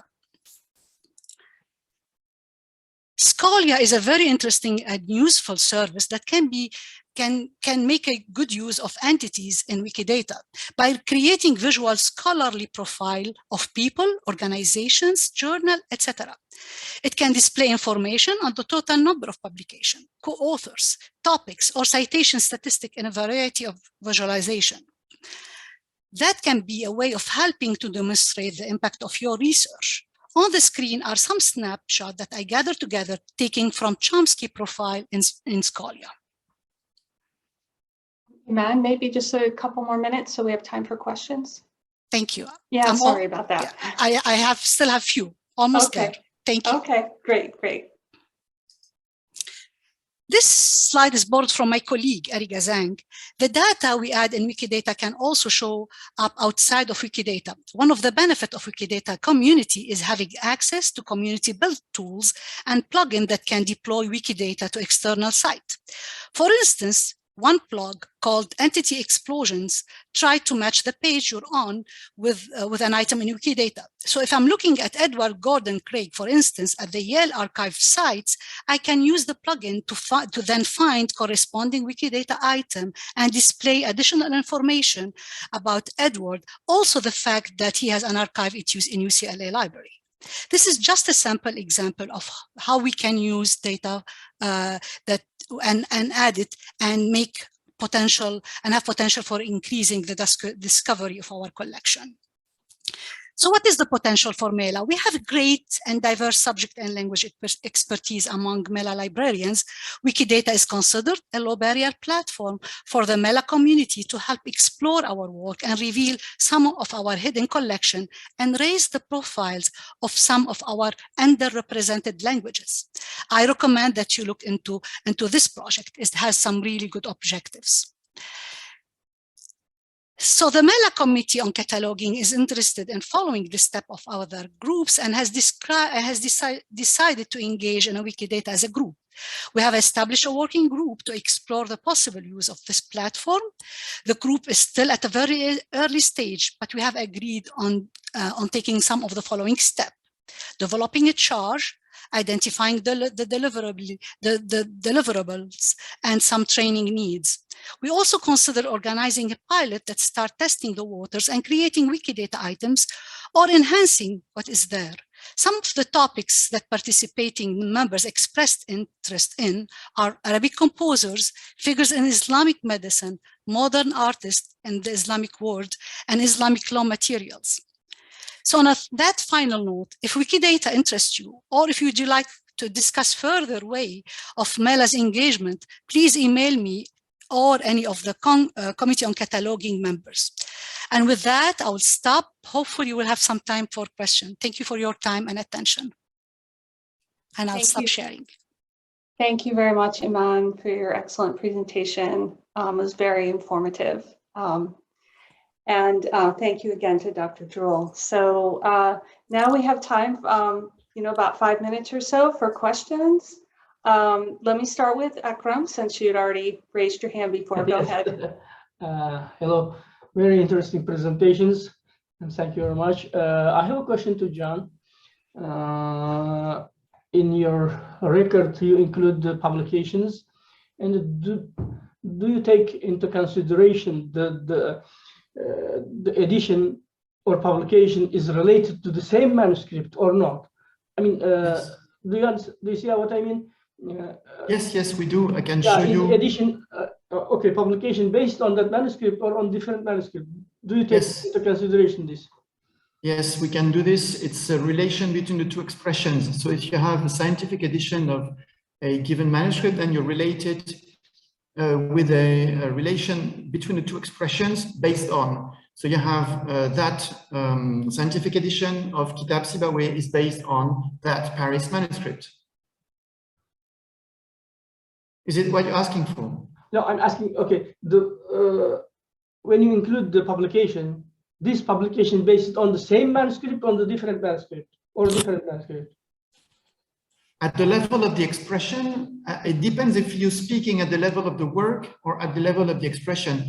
At the level of the work, a book can be a study, a commentary on Kitab Sibawayh, for example. So, for example, if a scholar writes an article about Kitab Sibawayh, he is not writing an article about a given manuscript, he's writing about the work. But now, if he's writing about a given manuscript, then it's a link between the work and the expression of that given expression. And if it's a scientific edition, it's a relation between the two expressions. So it depends if you record the type of relation you're mentioning, work expression, or expression, depending on what it is. If it's a study, it's work. If it's a scientific edition, it's expression. Mm-hmm. Is it clear? I think so, yeah. Okay, thank you. Yes, Robin. Hello, I'm going to turn this way. I just thank you both so much for such excellent presentations. I learned a lot and I feel very excited about lots of things. And specifically, this is just a comment for Iman. Last year, almost exactly a year ago today, in last year's MELA conference, our colleague AJ Robinson led a Wikidata workshop. You may remember that. And the subject came up about like what more could MELA do. So I'm actually delighted to see that you guys are taking this on as a ConC activity to develop Wikidata content using MELA knowledge. I really appreciate that. That's a terrific development, and I hope we'll hear some more about it soon. And I'm volunteering to sign up. I can write some stuff for you. I'm going to turn to a couple questions that came in the chat. The first one is for Jean from Osama. Does the new system permit data exchange in MARC format? We can export, we cannot import, because our system is so granular that it's impossible so far it's impossible to import. But we can export the data. The problem when you do this, it's completely crushed, because in MARC format, it's many information about the work and the expression gets lost en route. So you can, what we have so far is manifestation export. So that's which is the basis in the MARC format, but the full export of the full data with the work, expression, manifestation item, and the relations, this, we don't have that. The next question in the chat is from Arthur. He says, Iman, thank you for your presentation. You mentioned that Wikidata may present some challenges to catalogers. What are some of those challenges? Yes, thank you so much, Arthur, for your question. Actually, when I put the summary of my presentation, I was thinking that I'm going to have more time. So, because of the limited time, I did not really talk more about the challenges. But I would say briefly some of the challenges. Wikidata is totally different platform. It's a very flexible platform. We as a librarian are more used to more an authoritative, more preserved, more not even preserved, more secured kind of information. Wikidata, you can put one piece of information and the second day somebody else change it. So I think that's a big challenge. We're more used to consistent and standard and rules. There are no rules in Wikidata. There are some guidelines. However, nobody stops you from doing anything or adding anything. There are many initiatives and efforts and activities by librarians on working on more guidelines, on more like for properties. While you can add any items, nothing stops you from adding any items. But properties, you have to submit a property proposal and it has to be approved, and it can be actually also discussed and supported, needs to be supported by other Wikidata items in order to pass on. So there are many other challenges. I have a presentation in a couple of days just comparing the authority file and Wikidata, and there are lists of other things that I can talk about. Thank you, Iman. We can take one last question, Magda. Yes, thank you, Iman, for thank you all. Thank you, Jean and Iman, for the wonderful presentation. But this question for Iman, I'm not familiar with Wikidata and I have not used it, but where does it take the multi-language from? Is this a translation or is this taken from the authority file? I'm sorry. Can you speak a little bit up, Magda, because I missed part of your question. Oh, my question is about where does it take the other non-English language? Where it's coming from? Okay, it's in Wikidata can accept any language, any script, I think, possible. So, and when you make an entity, you can make the entity in any language that you want, in any script that you want. And that page, for example, I can make a Wikidata item in Arabic, even if there is no English that exists. And I could put my information in Arabic, and a QID would be generated for that Arabic item that I created. On the same time, another page in English would be, it will have the same QID, but it won't have a label. Then I need somebody else to come and create the English label for that item. Some of the statements are added by bots, like because it's already every property has different languages, so it's already there. Whenever you put this statement or property, it will appear in other languages, and that would be also reflected in the account that you use, which language that you use. Thank you very much. Well, thank you again to Iman and Jean for these excellent, informative presentations. I really learned a lot, and I'm sure all of you did as well. We're going to take a break for 5 minutes before the last part of our program. So see you in 5 minutes. Thank you. Thank you, Denise. Thank you, everyone, for attending. Thank you, everyone. Thank you, everyone, for attending. Okay. Hi, and welcome back, everyone, to the roundtable part of our program. Thank you for hanging in there. Our moderator is Pavel Angelos, Metadata Librarian, Arabic Specialty at Princeton University Library. He will lead a discussion on the diversity of Unicode characters and the challenges this presents for catalogers in OCLC. Pavel, the screen is yours. Thank you, Denise. Thank you. Hi, hello, everyone. Let me share my screen.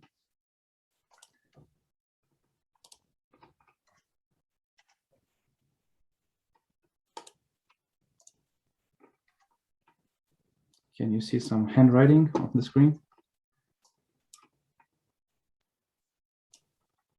Not yet. I'm not seeing anything. Yeah. Okay, maybe it's loading.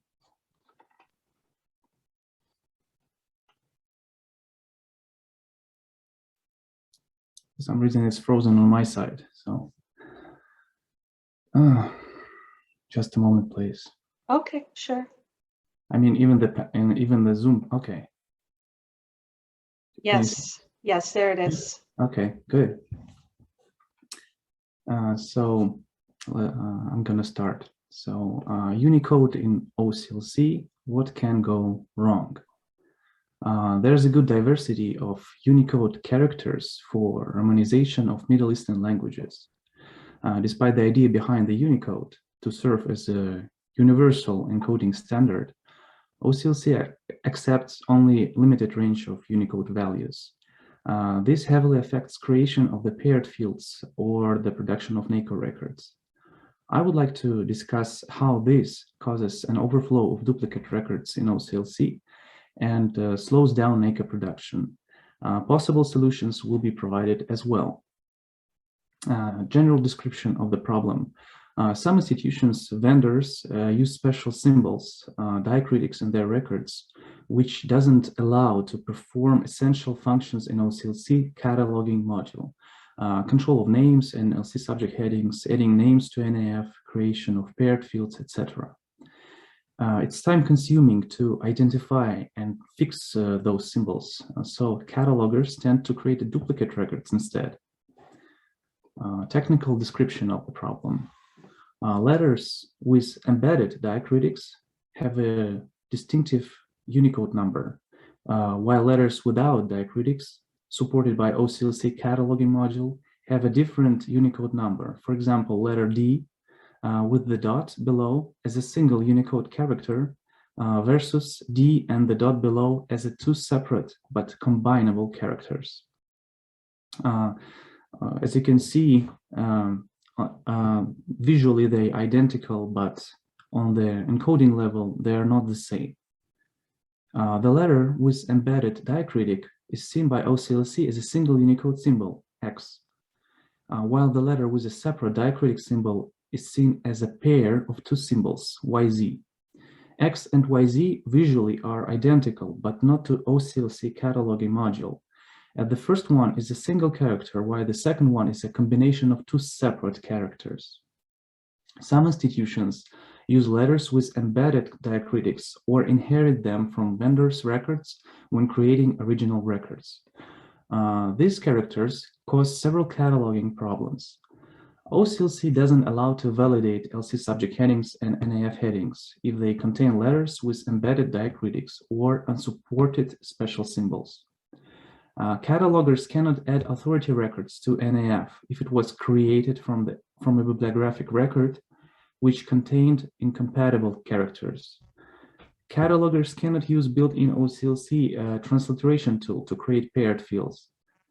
All listed above issues motivate institutions to create duplicates of the records without problematic symbols instead of fixing them, which would involve fixing, otherwise would involve fixing the following fields: 100, 245, 264, 600, 700, and occasionally 246, 250, 490, and 830.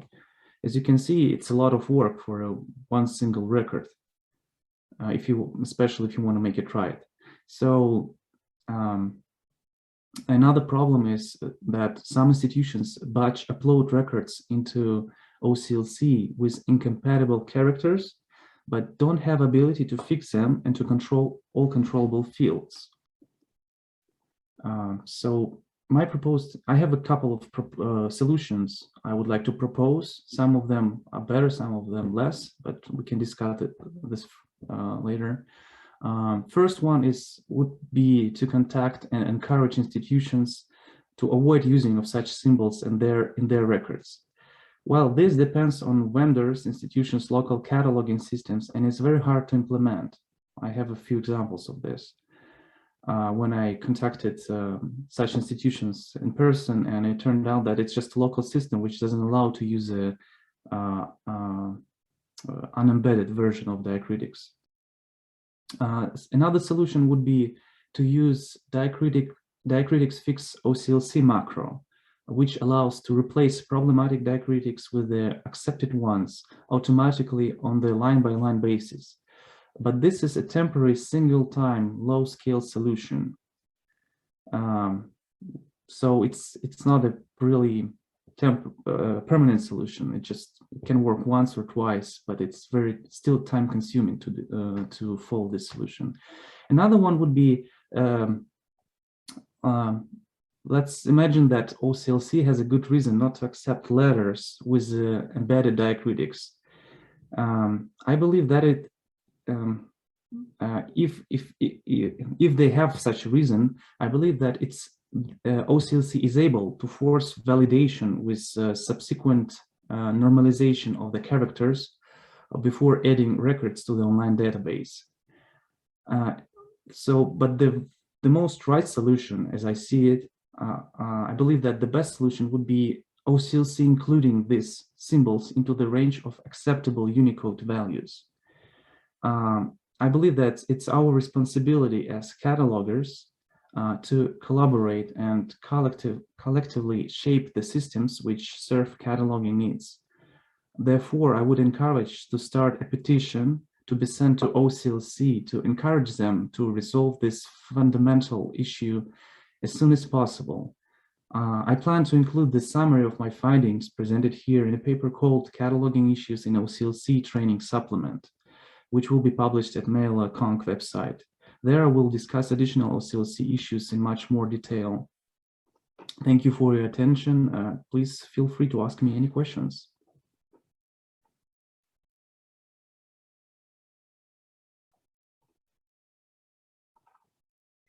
Well, I see Iman has a question. She raised the hand. And Heather. Yep. Iman? Actually, I was clapping. Okay. Good job. But you know what? I'll ask a question. So Sure. you mentioned that because really I encounter those records and it's very annoying to correct them. It's easier, honestly, to create brand new record than go and fix and search for those diacritics and replace the D with the proper ALAD dot below. So you mentioned the macro. I mean, is this macro, you've created that macro, or is this macro available? Can you tell us more about this, Pavel? This macro was created by another person. I can't recall this person's name, this programmer's name. But I just found it accidentally on the web. I can share the link, and I just made it applicable to several fields at the time, rather than going field by field. It can fix everything at once. So do you add it to the OCLC macro book? Yes. Okay. I did. I'll give it a try if you can share it. I mean, that at least this could be a good solution. Temporary. Thank you. Because this is not only for Arabic. I know also some other languages like I think the Cyrillic also have some issue with that, right? Yes. You're right. Thank you, Pavel. Thank you, man. Pavel, this is Peter Magierski. Hi. Hi. Thank you for the presentation. And my question is, do you see a potential conflict when such a solution would be implemented? Because there are some, we're talking about composed and decomposed characters, right? And if you mix those two, then some institutions, when they get the records with the pre-composed characters, the so-called faceting, where you can distinguish between authors, places, or names, places, etc. If there is the discrepancy of pre-composed and decomposed character, that would be a split file for that particular heading. And this is happening in our own catalog at Columbia, because we are supposed to use decomposed characters, and this is we try to be consistent with that. So that is my question, whether this would not create a potential conflict for people who use OCLC records. Thank you, Peter, for a question. Yes, indeed, such a problem is possible. I think it depends on the local system you use at their institution, as you mentioned. I think nowadays most of the systems allow to create a normalization rules, which would let you allow both sets of composed and decomposed symbols in the system. Also, OCLC can do something on their side, since everyone is engaged with their system in particular, so they can do something about it. Actually, I think as a cataloging community was supposed to come with the one unique solution for everyone, which would suit every institution. Because Unicode was created to be a unique standard set of characters, rather than making us think, should we choose one symbol or another? So we just have to figure it out together, rather than one by one as an institution. Thank you. Magda, please. I see a raised hand from Magda's icon. Okay. Okay, William, please.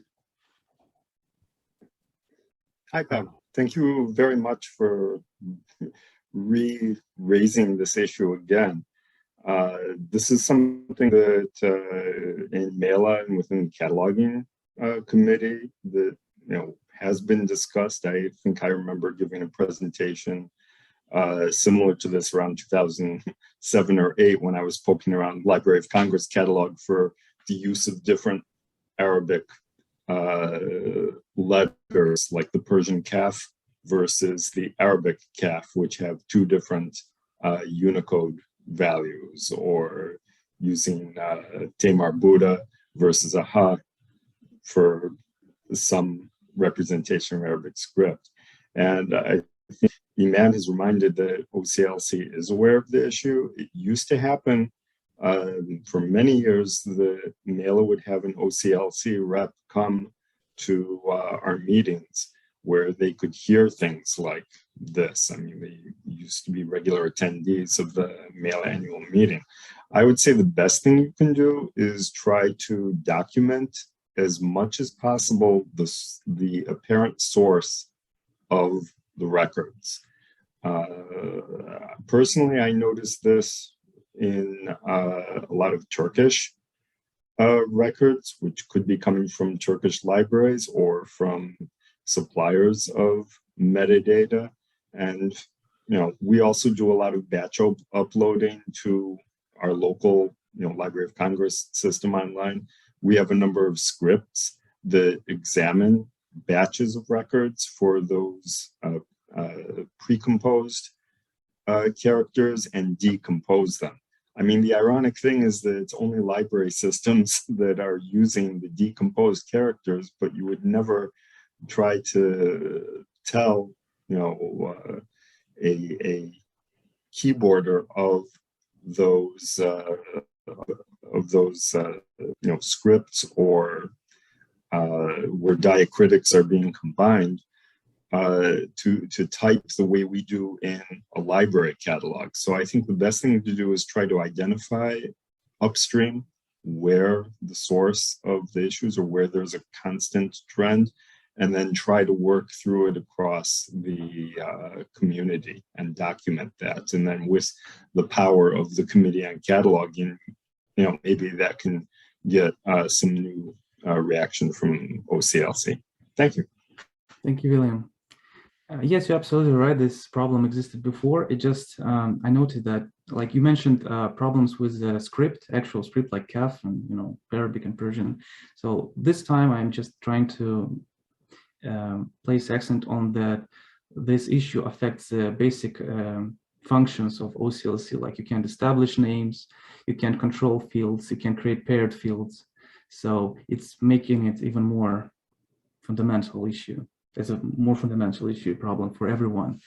Also, I did contacted OCLC, and they're aware of this issue, but you see, it's like in a big government, I think, unless you collect lots of signatures, unless you start a petition, nothing gonna change. And since you said it was, it existed since 2007, it's 2021 now, end of 2021, and we still have this issue. I think maybe it's time to collect as many opinions and signatures as possible, and send a petition to OCLC to bring their attention to this issue. Finally. Yes, and because as long as WorldCat is accepting batch uploads from different libraries with different standards, then, and if the expectation is that the community is going to make use of these records, it used to be, I believe, that WorldCat had a pretty good normalization sort of thing, so it could kind of search across the board, but that just requires maybe some fresh research. Yes, you're right. Some institutions upload their upload records in batches, but still I think it's responsibility of OCLC to make sure that they're compatible, they have the same sets of characters. As of now, they just reject certain characters completely. Right. So basically, you can't create manually the record with those characters, but you can batch upload them. And I think this is a problem on the OCLC side, not on the user's side. For example, Stanford, I spoke with Magda, and she's on our committee. And initially, honestly, I believed like, oh, it's Stanford, they're doing something bad to us. Every Stanford record, so those characters. No, it's not them. It's just the way OCLC interprets the records, so you don't normalize them. Yes, right, but that's also part of how the community worked back then. And Peter, I think, will remember, because before OCLC, we were all using Arlen. And so there was a group that sort of talked about, common practices for cataloging non-Roman script fields, etc., as they were done in Ireland. So this is like going back 2005 onward. So as long as this is you keep bringing it up and you be honest, name names, then you can work on finding the real source of the problem, and then engage OCLC to help you. And you need strong context. Glenn Patton used to be a key contact for issues like that, and through CCAM with ALA, that can also be another a way to approach it, because it surely affects not just the Middle East Librarians Association, but other area studies cataloging groups. Yes, you're right. And now you see it's not only functional issues within OCLC, it also forces catalogers to create duplicates as well. And we find out that OCLC has resources and time to start a project for deduplication of the records, but they don't have time just to solve this simple issue for like over the decade. So, yeah, deduplication is a very complicated thing. Yeah. Well, are there any more questions? Well, if there are no more questions, we can start our roundtable. Basically, we already started with this short conversation, I think. Is Magda have her hands up, or this is Magda? Not Magda Gad, right? Magda Sharbini, I see her hands up. It's been like that for a while, so. Okay, okay then. Yeah, well, the committee came up with an idea of roundtable as a first test step in a possible year-round series of online meetings of catalogers, where we would share our cataloging experiences, ask questions, and seek answers. All proceedings from these meetings, including this one, could be published on MELA ConC website in the form of structural database. And it seemed that according to the form, which was published on our website in the meeting program today, we have at least 9 active participants who have some experience to share. Please don't hesitate. If anyone would like to start or say something on the topic.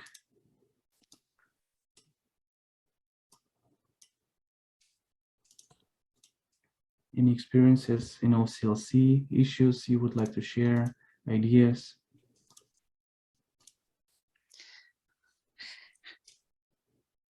Maybe do you want to open that form and see if yeah, I did. I have it right in front okay. of me. So but it's not shared. Okay, let me share it. Yes, you're right. Just a moment. Stop sharing.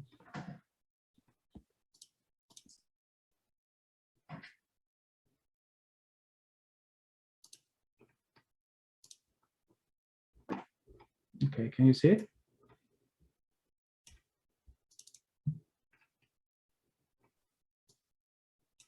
Yes, I can see it. So it seems like a couple of people mentioned that it's related to diacritics. But we have. Can you make it larger, please? Sure. Let me try. Just a moment.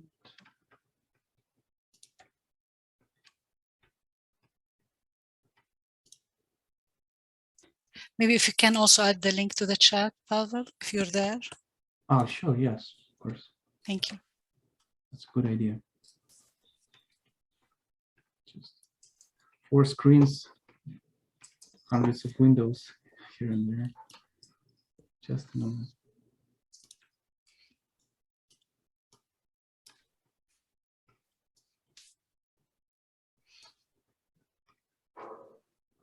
Control H. Yeah. Chat.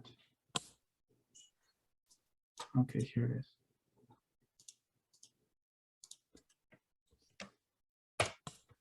Okay, here's the link to the document.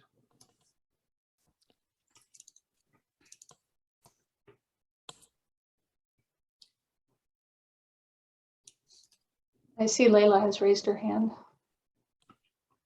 Yes, please. Hi. I'm Layla Soliubi-Kripe, and I'm one of the ones who talked about diacritics. The diacritic problem has been a big one for quite some time, and it seems to have gotten worse in the last year. And we at IU have attributed it to batch loading. But today, as I was working, I was so very happy that at least I could keep the Aleph and the Ain and not touch them. And today, the Aleph has become a problem. And I'm like, no, it takes me forever to retype the whole record. I don't need to do the Aleph and the Ain. So if there is a way that things can work, because when I work on West European language material, the letters with the acute and the circumflex and everything, those are an issue that people who just work in West European languages do not recognize that it is a problem because they're not running a macro, they're not running transliterations. And I think it needs to become a more prevalent issue across the board and not just to people who work in non-West European languages.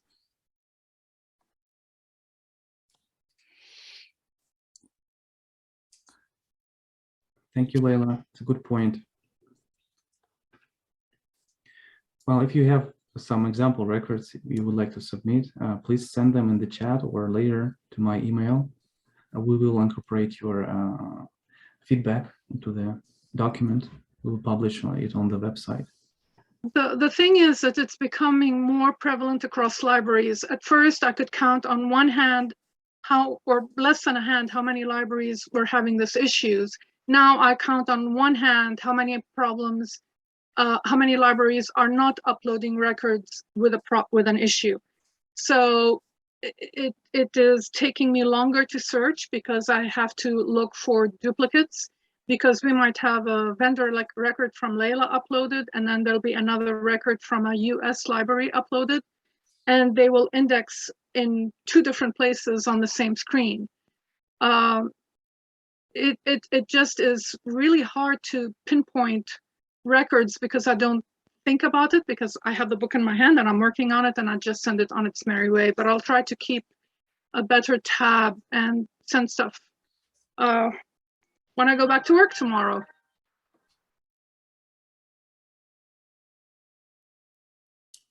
You're absolutely right, Layla. Nowadays, whenever you search for any book, you basically always have at least a couple of records for the same book. Same year, it's basically duplicates.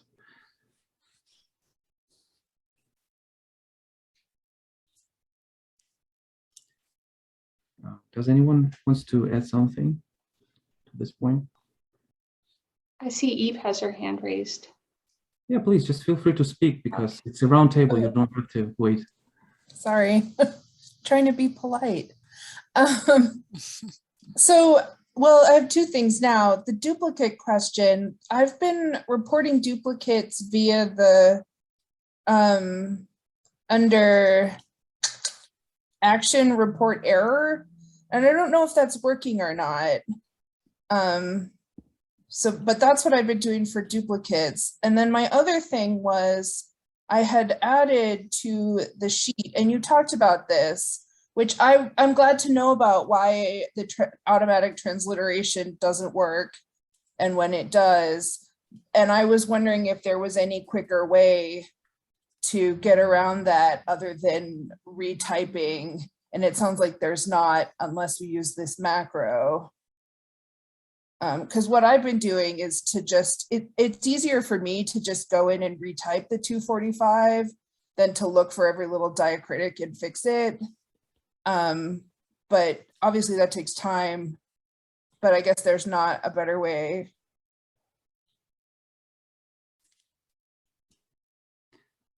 For now, yes, this is the only solution, but I hope that we can unite and submit some petition or letter to OCLC. Maybe if we start such a form on our website where we collect, endorsements from different catalogers and institutions, maybe that will speed up the process eventually. I hope so. Yeah.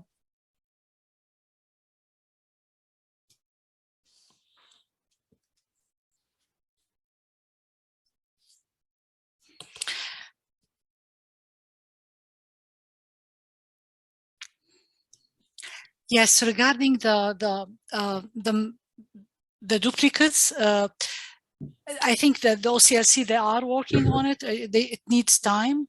But also there's a merge program, and I know that there have been merge program for general language, for like English, but also there have been also merge programs for some specific languages like Hebrew, where they train the catalogers on like many OCLC records and help them do the training, the necessary training for the cataloger to be able to merge the records themselves. And they need to be going under a review period, and then they will become independent. So this is, if there are so many like Arabic catalogers and they are interested in this, we can contact OCLC and request. Actually, they would be really happy because that would save them lots of work. Yeah, but it needs training and like a review period. I know in my institution, I have a couple of my colleagues that now they can do the merging themselves for the Hebrew records. I just wanted to add, at UNC, we had a group of catalogers trained to merge a wide variety of languages. I don't do it, but you know, if I find anything, duplicates in any language, I send it to them, and they just ask me a question if there's something that maybe if there's differing romanizations, for me to just confirm that, you know, yes, it's the same thing. Yeah, that's great. I have just added a line. I don't know if it's out of scope of this group or not, but has anybody tried a retrospective batch conversion of addition of non-Roman data to all the records?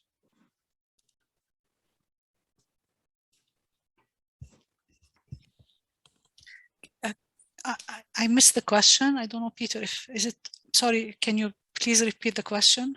Yes, I added a question to the spreadsheet, and I'm not sure if this is out of scope of this group. The question is as follows: has anybody tried to add and convert, to add Arabic script into all the records in your local catalog?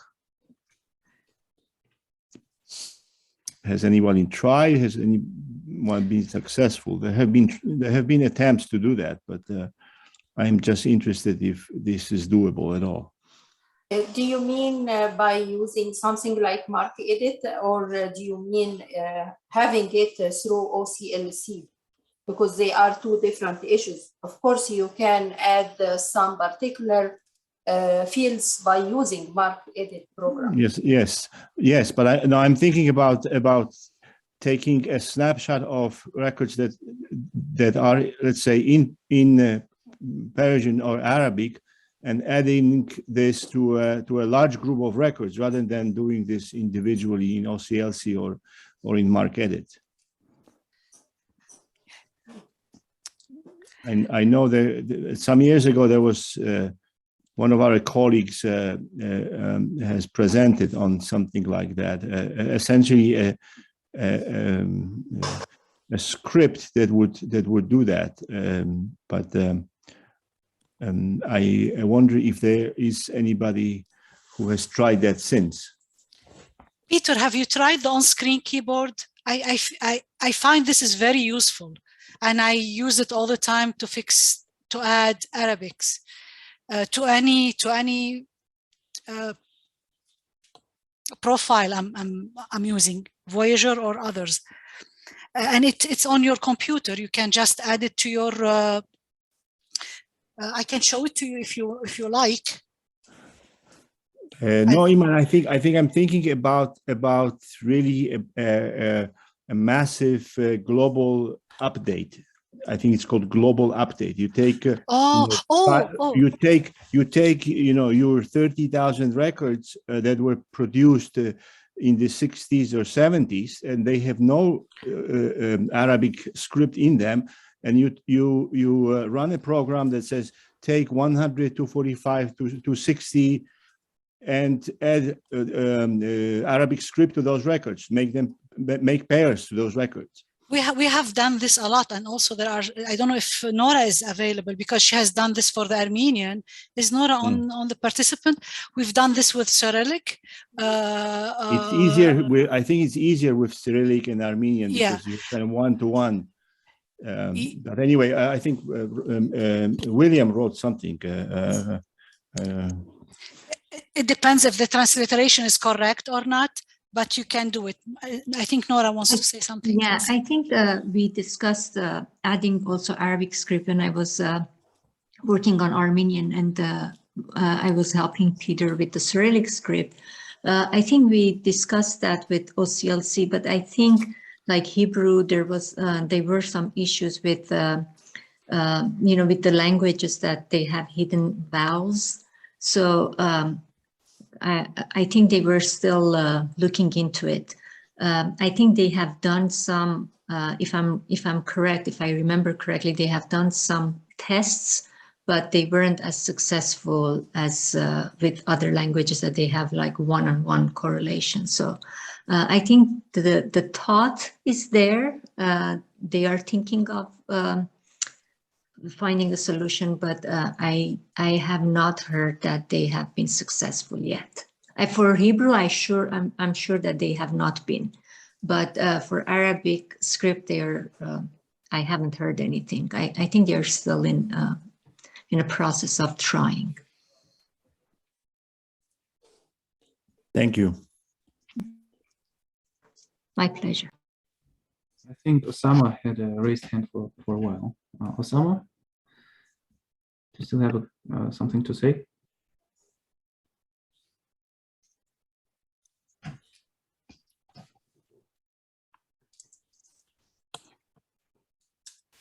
Hello?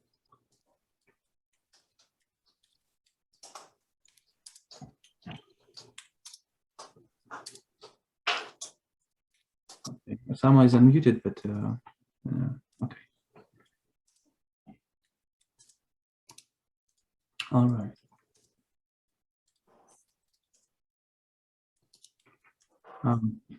There's another issue actually I would like to mention is that some institutions create duplicate records when they don't have enough authority to replace records they fixed in OCLC. For example, you open PCC or LC record or some other institution record, you try to fix a critical error in 245, which makes this record basically undiscoverable if you type it correctly in the search bar.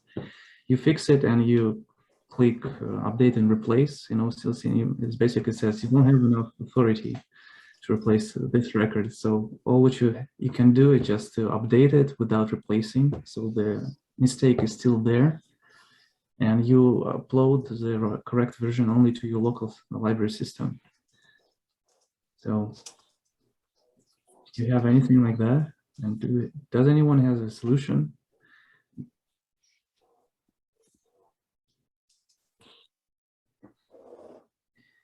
I mean, like I work at Princeton University Library, and I was told by my supervisor that we should supposed to have enough authority to replace such records, to fix them, but still for some reason OCLC doesn't allow to do that.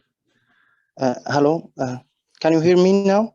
Yes, Osama, yes. I'm so sorry. I have in IFLA conference, I have talked to OCLC rep before in a long time ago. It was almost 6 or 7 years ago, to transliterate all the non-Roman script, especially for what I know, the Arabic and Persian.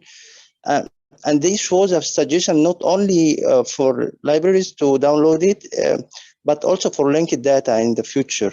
I think this is a very important issue, and it's a very easy, especially for OCLC, because they already have the transliteration module ready for transliteration. So, and then I think all libraries can like either download the records or by batch downloading or through the the companies that work on cataloging and so on batch cataloging.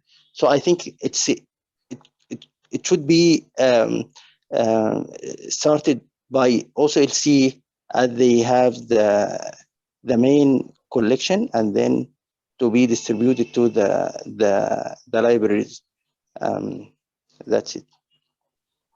I think the issue with OCLC when we had the conversation is adding script is easy, you know, yeah, but the evaluation of, you know, even when you were adding script to much simpler languages, like because they are one-on-one correlation, we still would see a lot of errors in the records, and you know, and there was we went through a lot of records, sample records, and we would suggest OCLC to change some things, and then we would run the sample records again to see if the problems were solved. I think adding script is easy, but then it's if they're added, you know, if the outcome is acceptable for us. I think that was the issue. Yeah, sorry, thank you. It's okay, but we used to have this some like in authority records, like in 667 field, that this transliteration haven't yet been reviewed by OCLC. That means this is like some kind of transliteration that is automated, and you need to review or something like that. In this way, you can get like, I think more than 90% of the records would be good translate in a good shape, and the rest we can catalogers can do their effort in a cooperative way. That's it. But I think the issue is having it in batch in the very beginning, and then we can deal with that by time. That's it. Iman?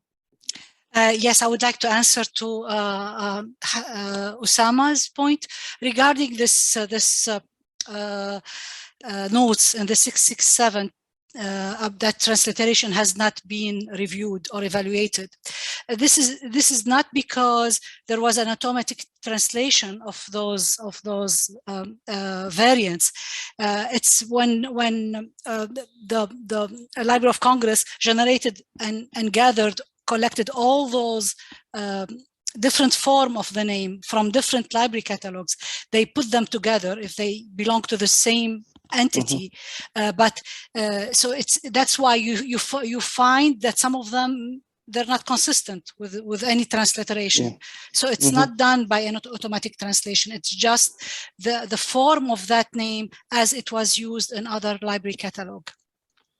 But that, and actually I think the CGK community, they have done really a good project about evaluating those different script variants and clean them up. And I think I've heard this like maybe a year ago of that project. But yeah, so I think they cleaned their authority records, and maybe they have. I believe they have deleted this 667 note. I mean, when you add automatic script, you add script automatically to the records, you always have to have a note that's saying that this has been done automatically. So each cataloger that accesses that record, they have to go through it and make sure that everything is okay. But I think this is the time, and I think Osama is correct. We have to. For me also, it's important that the Persian records would have, original script.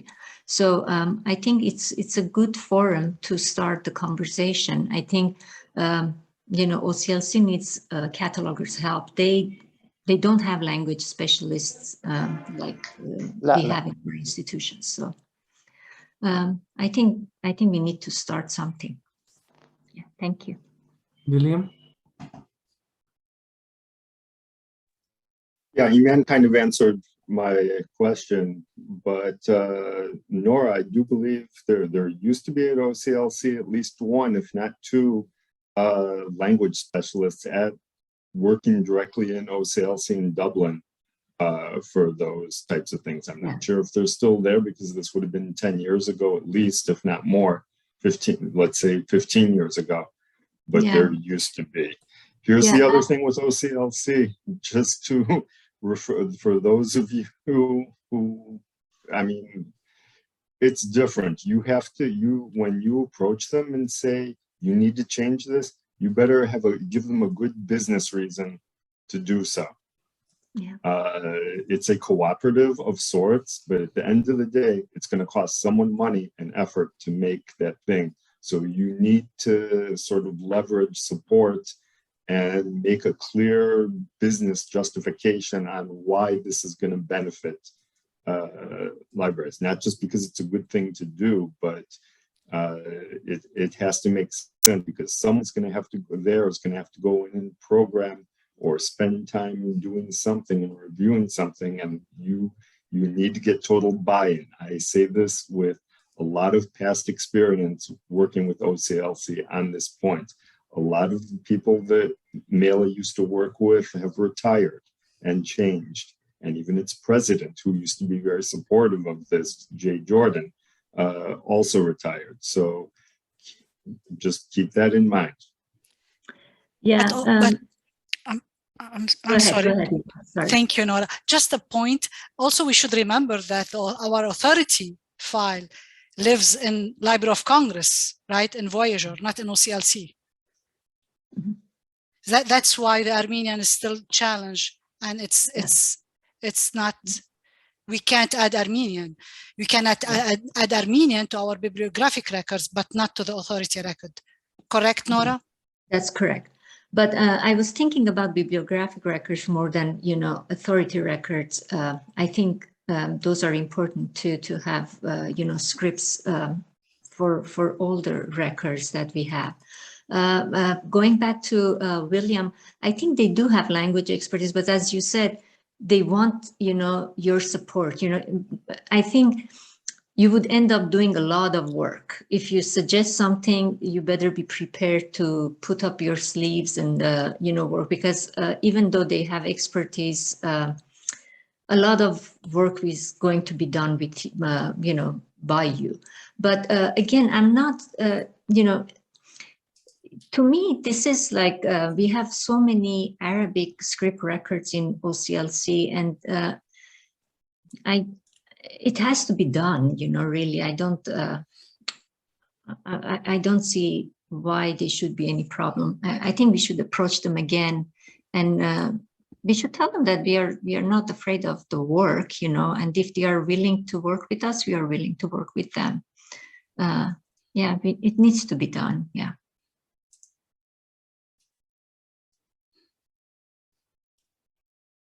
All right, so I think we are out of time. I noticed that our program is supposed to end at 5. So before that we had like the last 10 minutes. We were past our schedule, so maybe it's time to conclude this meeting. So I guess, do we have any other good ideas, points, or suggestions? I would like to add one point regarding the 667 in authority record. There are two 667. One, that it is done, it's added by the NACO catalogers, and one, it's that record this is for the existing record, and that's, I'm sorry, trying to think about it. So that 667, I don't have it in front of me. That indicate the presence of non-Latin script in that record. There's another 667 which is generated just because that record was was gathered from this project when it was done back in, I think, 2007 or 2008. So there are two different kind of notes. Just make, be careful with that. Thank you, Pavel. Thank you, Iman. Thank you. Thank you, everyone, for attending this meeting. I think it was great, very informative. I'm glad that there's some interest, still some interest in cataloging. I'm kidding.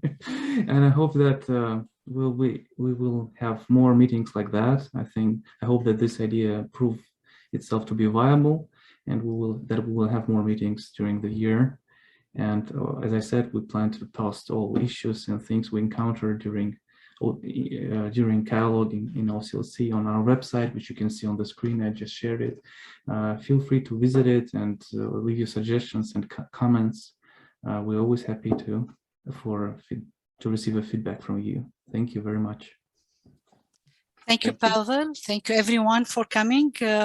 We enjoyed our program today. We hope that you enjoyed and you got something from it.